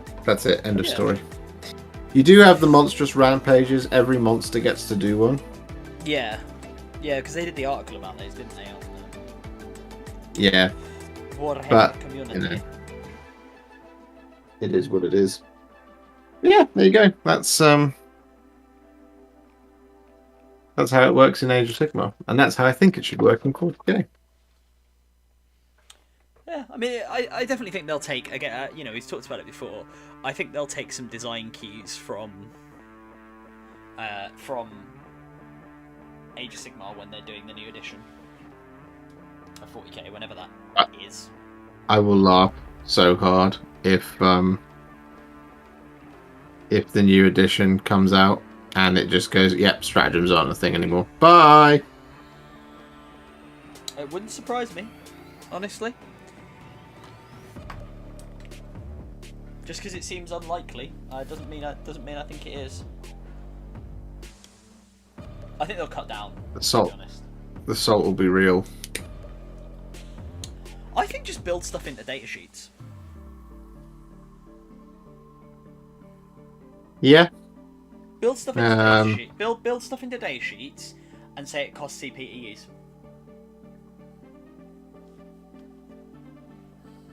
Yeah. Right? Yeah. Again, like the Tyranid Synaptic Links, right? They're really good. You have to have the model alive, and you have to be able to do it, like have it on the battlefield to do it, subject to some, some rules. You still have to be able to do that. Yeah.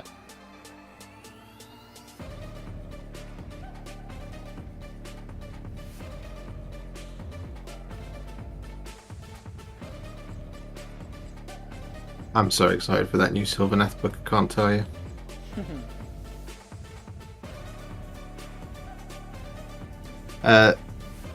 Philip says, I have to wait for Leagues of Votan. I decided to get some Caradron Overlords. Good man. You essentially alternate the command phase, so you're not just sat there waiting for your next turn, says Ben. Yeah, pretty much. Ben.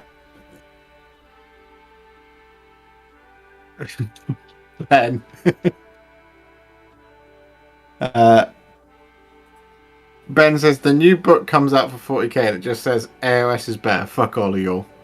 We're copy and pasting everything over. Only difference is y'all have guns. GG, easy. Oh, guys, it's not going to happen. I'm sorry. I'd love it so much.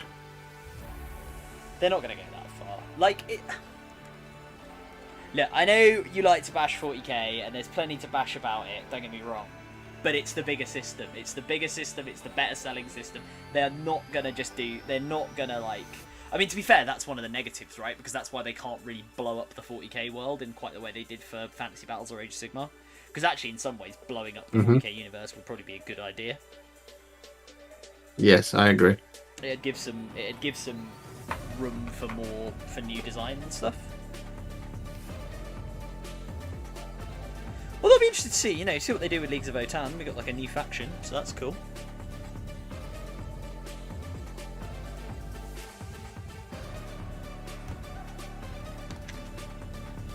I mean, technically. Well, they're not a new. Okay, yes, we've talked about. No, yes. no, not them. No, not them. The 8th edition to 9th edition book. Sorry, 7th edition. The 8th edition book. Yeah. Of 40k was them saying Age of Sigmar's better. We're going to play it like this now. Yeah, I guess so. Certainly simplifying. Yeah, Philip Eagle says can't play the it was all a dream card, like JR's murder in Dallas. Okay.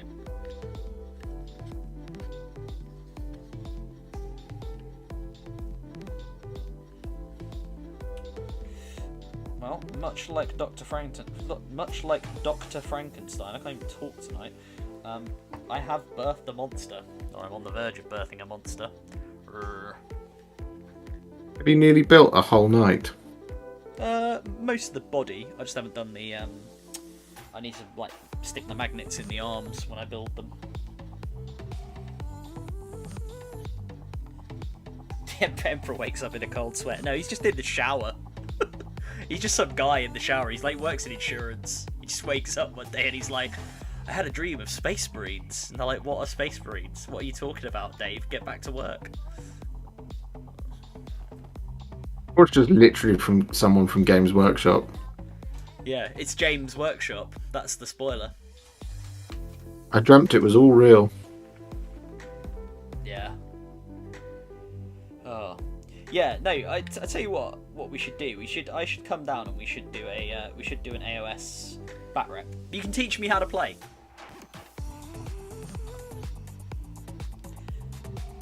And I know I'll get Alice Philip, to teach you how to play. I know Philip or Kataro earlier said I should take 11 dragons. I will not, or somebody said that I will not be taking 11 dragons. Well, I don't have 11 dragons to give you. I was gonna say, how many do you have now? Because me and Rich got you dragons for Christmas. How many have you got now? I've done 4 of them. Oh, yeah. I have the other 4. Okay, so you got another 4, yeah. I was going to say, because Ben's made a good point. He says, wait till GW adopts the Magic the Gathering edition mindset and release a new edition every 2 months. Yeah, so Magic is a game loads of people have told me I should try and play, and I just cannot, I cannot get into it. Number one, to be fair, because trading, I know it's not trading cards, but card-based games are not my thing personally. I definitely have a go if someone wants to teach me to play Magic the Gathering. I'll learn. because I've heard it's good fun. But yeah, I've heard the competitive side of that is like even not when I say worse, it's a very loaded term, but it's like even more like choppy changey on the meta than 40k or AOS are. Oh well, yeah, absolutely is. It changes every couple of months, right? Whenever there's a new edition, for lack of a better word, whenever there's a new box, for example, it invalidates the old ones. Yeah, see, Katarisis make a vid about it. We should do it. We should make a vid about learning. You can teach me, a novice, how to play AOS.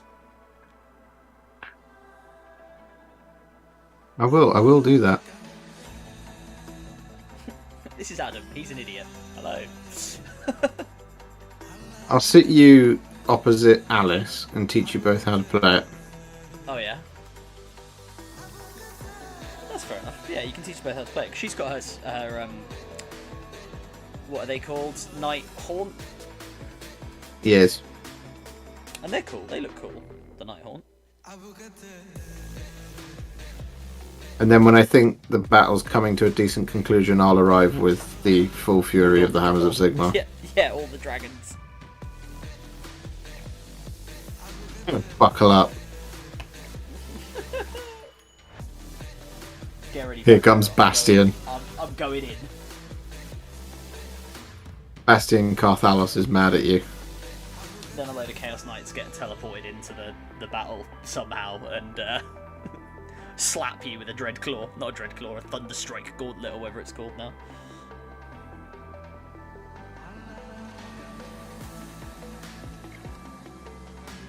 It's funny because sometimes you used to be able to stack things up against each other, and for the most part,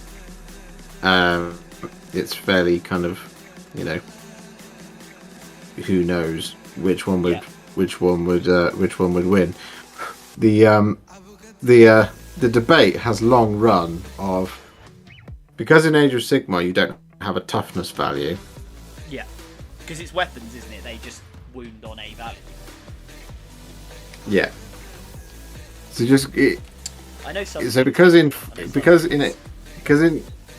Sigmar you don't have a toughness value, it means 40k models can't wound Age of Sigmar models, but Age of Sigmar models can wound 40k models.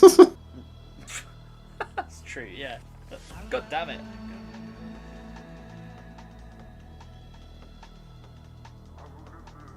Something I said to a friend of mine is like, who do you think would win in a fight, Sigmar or the Emperor? I was like, well, on the tabletop? He's like, yeah, why not? We don't know what the Emperor's rules would be. So, okay, well, we don't know what Sigmar's rules would be, but if we follow the logic of the game systems, then clearly Sigmar. He's like, how can you say that? I was like, well, the Emperor would have to wound on a toughness scale, and Sigmar wouldn't have a toughness value. It's like, why wouldn't Sigmar have a toughness value? Because Age of Sigmar doesn't have toughness values. They just have up to wound. It's like, well, the Emperor would have to do it with mortal wounds. Well, yes, that's true. So the Emperor would have to kill a god using smite. See, the thing is, while I agree with you that I think Sigmar would win, if anyone was gonna mortal wound Sigmar to death, even with smite, it would be the Emperor of Mankind. Let's be honest. Oh yeah, no, for sure, absolutely. It is the kind of absolute nonsense he would be able to pull. Absolutely. Oh, I'm not saying it wouldn't be possible. I'm just saying, on the tabletop, that's how it would work. This is very rapidly going to turn into one of those like stupid, who would win out of Star Wars and Star Trek? Using the following metrics, I have established that Star Trek would win. Who would win out of Star Wars and Star Trek? Out of Star Wars and Star Trek? Yeah. Has that question been answered? I have no idea. What do we think? I'm sure it has been. Star Wars and Star Trek. Probably Star Wars, I would have thought. You think? Well, they have faster than light travel, which the, Star Trek also has. They have all the same level of technology. They're just more militaristic. True. I don't know. That's a tough one. I'm about to generate nerd rage here, but yeah, I feel like Star Wars would beat Star Trek. There was a guy on TikTok, some American dude, who was like saying that a single Star Trek starship could defeat the Imperium for clout, and it was like, no, bruv, no, they could not. And I'm a massive nerd, so I'm a fan of Star Trek. I'm a fan of, obviously, of 40k. And Star Wars, and Battlestar Galactica, and Farscape, and Stargate in its many guises. And let me tell you, Star Trek ain't winning that fight. I like those. See, I like finding those videos because I like it when you get one where someone's quite balanced in their approach. So when you see like those videos of those people who are doing the who would win this universe or this universe, and you can tell that they're not a massive fan of either universe. Yeah. That they're fans, but they're not like super fans of either universe. So what they'll give is a really, really good analysis of what each universe is able to bring to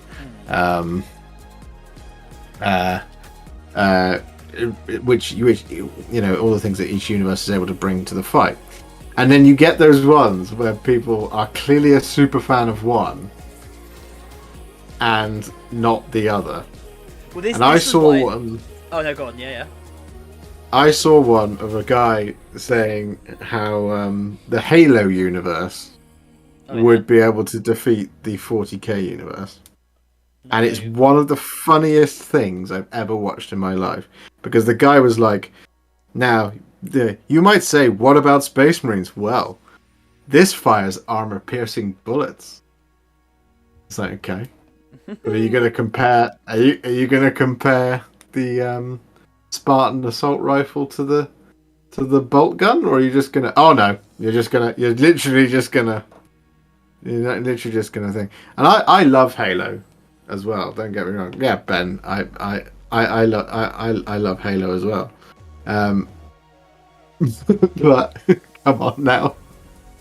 Yeah. Yeah. I mean, they just were. I mean, the thing is, like 40k. Like, if you're doing one of those stupid, if we're just going to send on this, if we're doing one of those stupid comparison things where we're like, which one of these of our nerdy franchises wins?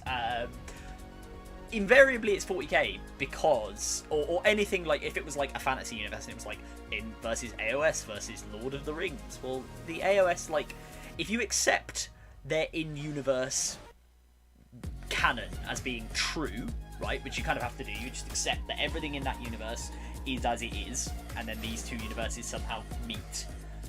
AOS and 40k are going to win because they're both so over the top. Yes.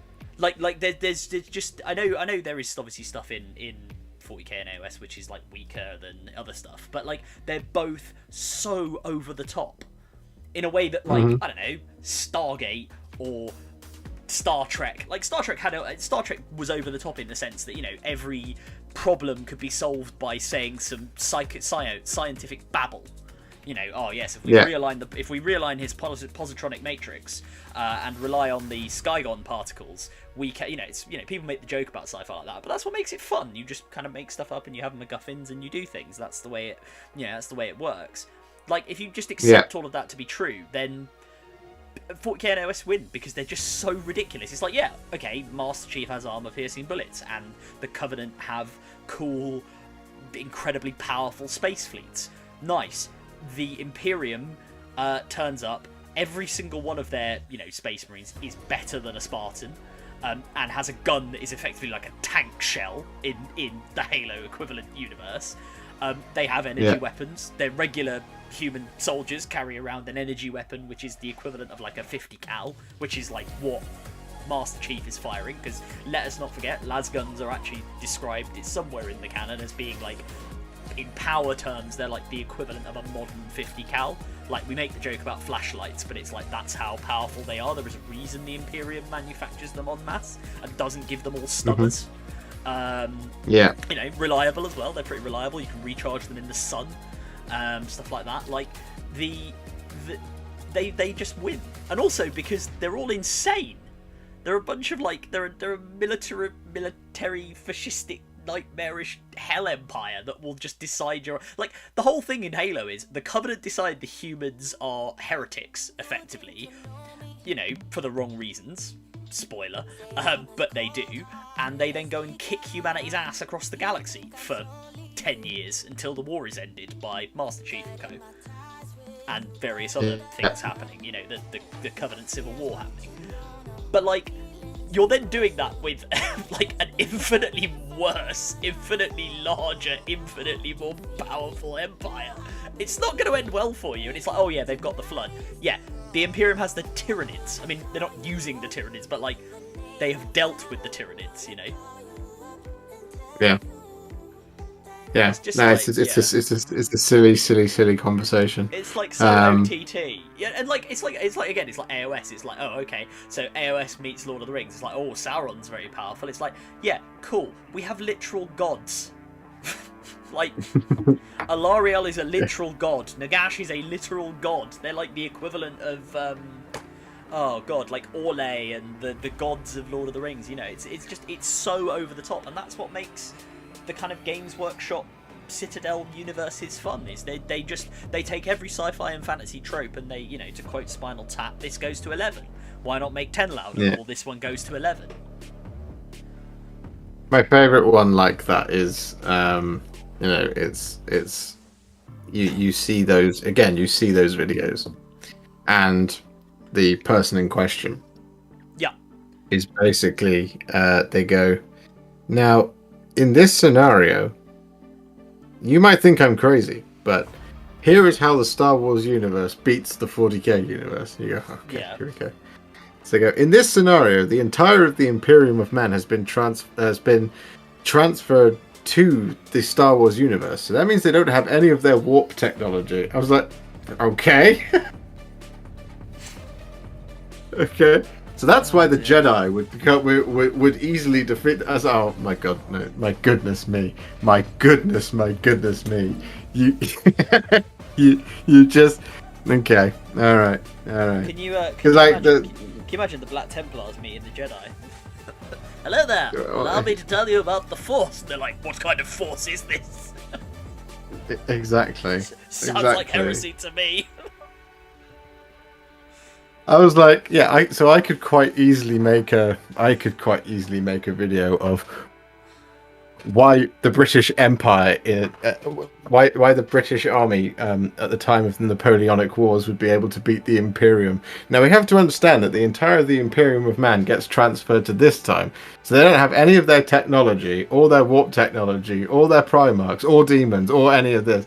Right. So what you're saying is, trillions of humans get transported to another dimension where they have to fight roughly 50,000 humans.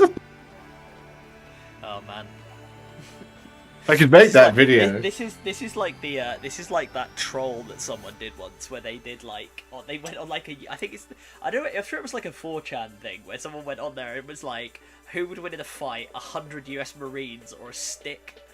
And people were like, well, the Marines would win, obviously. They just break the stick. And then the guy responded, it was like, yes, but now you have 2 stick. Stick win every time.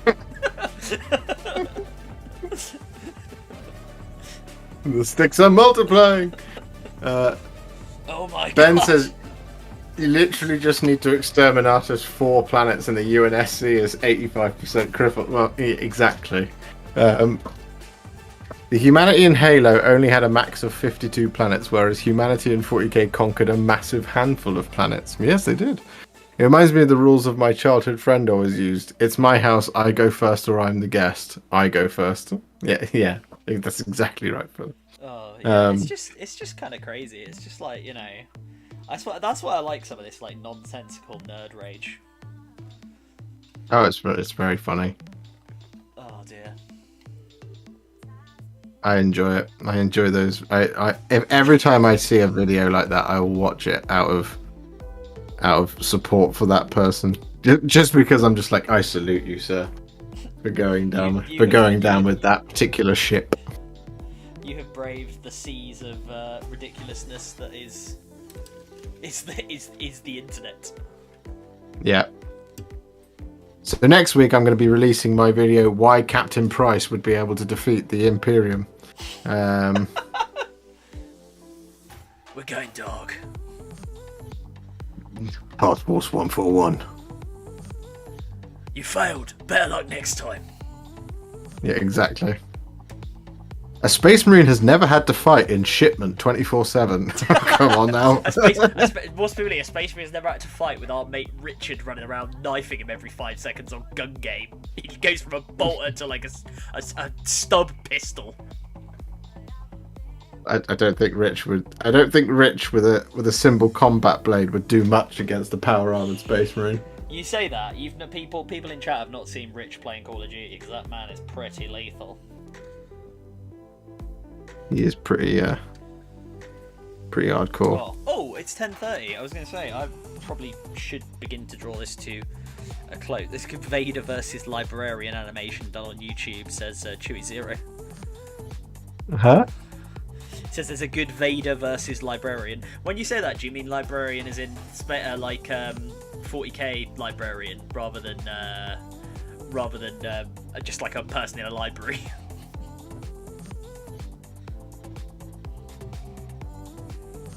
I wish to remove this book.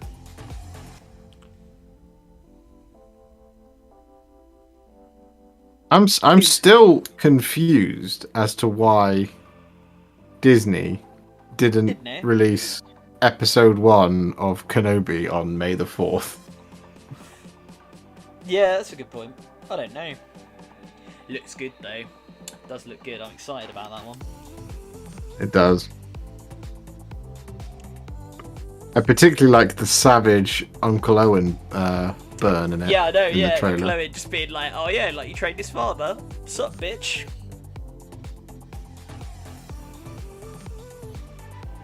He will need to be trained. Like you trained his father. At least we finally got to hear him talk. Like you trained his father. And you know what? He did the voice. What's his name? The guy who's playing him. God, I can't remember his name. He did the voice exactly like Uncle Owen in the OG one. Like it was really good. I would say we finally got to hear Ewan McGregor talk. Yeah. We didn't get to hear him say hello there. We didn't get to hear him say that. We did hear him in the first trailer though, remember? The war is Did over. we? We lost. I'm looking forward to Rupert Friend, who was in Death of Stalin, which if you haven't seen Death of Stalin, go and watch it. It's an excellent film. He plays Stalin's son in that. He's playing the Chief Inquisitor, the High Inquisitor, whatever he's called. Nice. And if has anyone seen the recut Vader versus Obi-Wan YouTube vid? Is that it's like the corridor number? It's in reimagined, like SC117 reimagined or something, guys. Is that what you're talking about? Because if you are, yeah, that is awesome. That is a very cool video. I'm pretty certain I've seen that one. Well, so I actually saw a really interesting video where someone said that people are moaning about what happens if Vader meets, and it's pretty obvious it's going to happen. Vader and Obi-Wan meet each other in Kenobi. Because I've seen some people moaning and they said, oh, well, it screws up the continuity of Star Wars. And I saw a very interesting video where someone pointed out that actually it sort of doesn't. Because first of all, when they meet in the corridor, he says to him, like, oh, we meet again. He doesn't specify that there was that there hadn't been any meetings. People just assumed it was since Mustafar, right? And more than that, there's the conversation that they have in there's a conversation they have in oh sorry, not they have, but that Luke and Vader have in Return of the Jedi. You know, when he goes to meet him before he goes before the Emperor? Yes. And there's some line Vader comes out with that actually, without the context of them meeting again after Mustafar, like, makes no sense. Oh, that's it. He says something about, like, it's when Luke's saying to him, like, you still have good in you. I know there's still good in you, Father, and all this stuff. And Vader says something along the lines of, like, yeah, your Obi-Wan thought the same. Mm. Which, in the context of what we have now, makes no sense. Because the last time they saw each other, his final words to him were like, I hate you. And Obi-Wan was like, you know, you're done.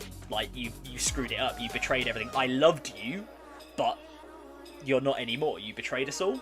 So how would Vader know that Obi-Wan still saw good in him? Because as far as Vader's concerned, the last time they met was, you know, he didn't say anything like that to him. So I think you'll find, because of the inflection in Vader's voice, when he said that, what he actually meant to say was, we meet again for the first time since Mustafar, where you cut off my arm and legs. Yeah. Now I am the master. Strike me down and I shall become more powerful than you can possibly imagine. No! He'll be back, and in more pieces. Yeah.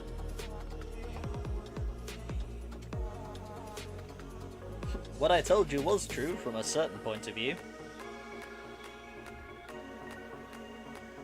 A friend of mine was playing Warhammer Fantasy for the first time in like 15 years. Just using an old rule set. And I asked him, how was it? And he said, it truly was a game for a more civilized time. We're gonna get to see Obi-Wan shooting some blasters, and I'm looking forward to him being like so uncivilized.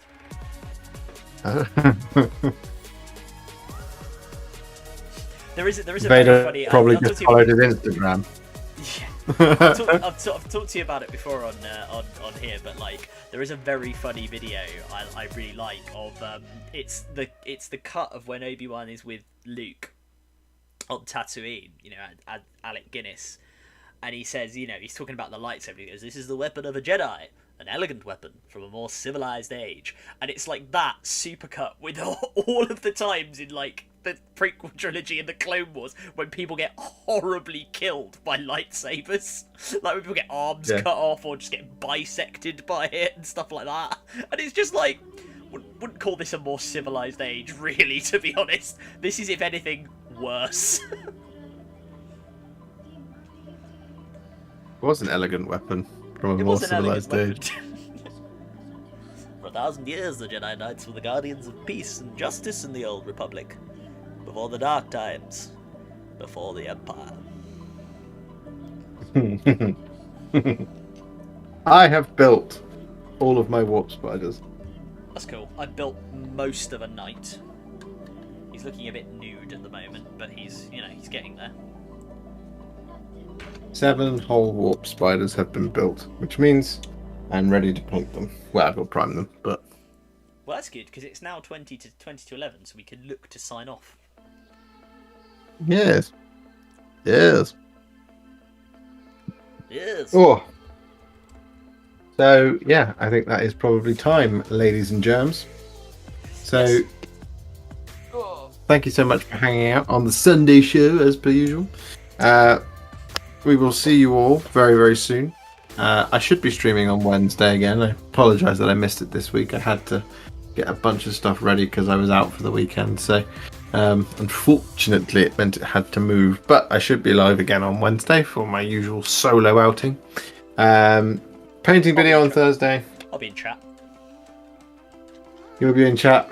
Painting video on Thursday, something on Friday, painting video on Saturday, and then Sunday show follows the next Sunday. I probably won't be back till Sunday show because realistically, and I'll be honest, I mean, I just don't have time to do anything apart from this anymore. My job is now comes with additional responsibilities, which is good, but it does mean I'm basically weekdays are just out for me. I don't have time to make videos or have time to do anything else, which kind of sucks because, you know, I like the idea of having a little YouTube channel. But if you want to join, you know, subscribe, like, it's always welcome. I've got some old lore videos on there as well, and I'll be doing this stream, you know, every Sunday with Josh, chatting away about Star Wars and Star Trek and Halo and Battlestar Galactica and Stargate and any other sci-fi you want, as well as messing about building Warhammer. Maybe we'll do a run through of the Chaos Knights Codex next week. Yeah, we should do that. That'd be good fun. That would be good. That would be a lark. That would be a good laugh. That would be a good laugh. Hope Anyway. you enjoyed, guys. Oh, by the way, Josh, quick question. You be doing the Nether Maze models? Yes, Katara, I will be doing Nether Maze. I've got it downstairs. Soon. I promise. I'm even going to do a review of it, I think. Nice. So look forward to that one. Anyway, we will see you all next time. Have a good one, ladies and gentlemen. Happy wargaming. Do all your good stuff. Stay safe. Love you very much. See you very soon. Bye! Bye, guys!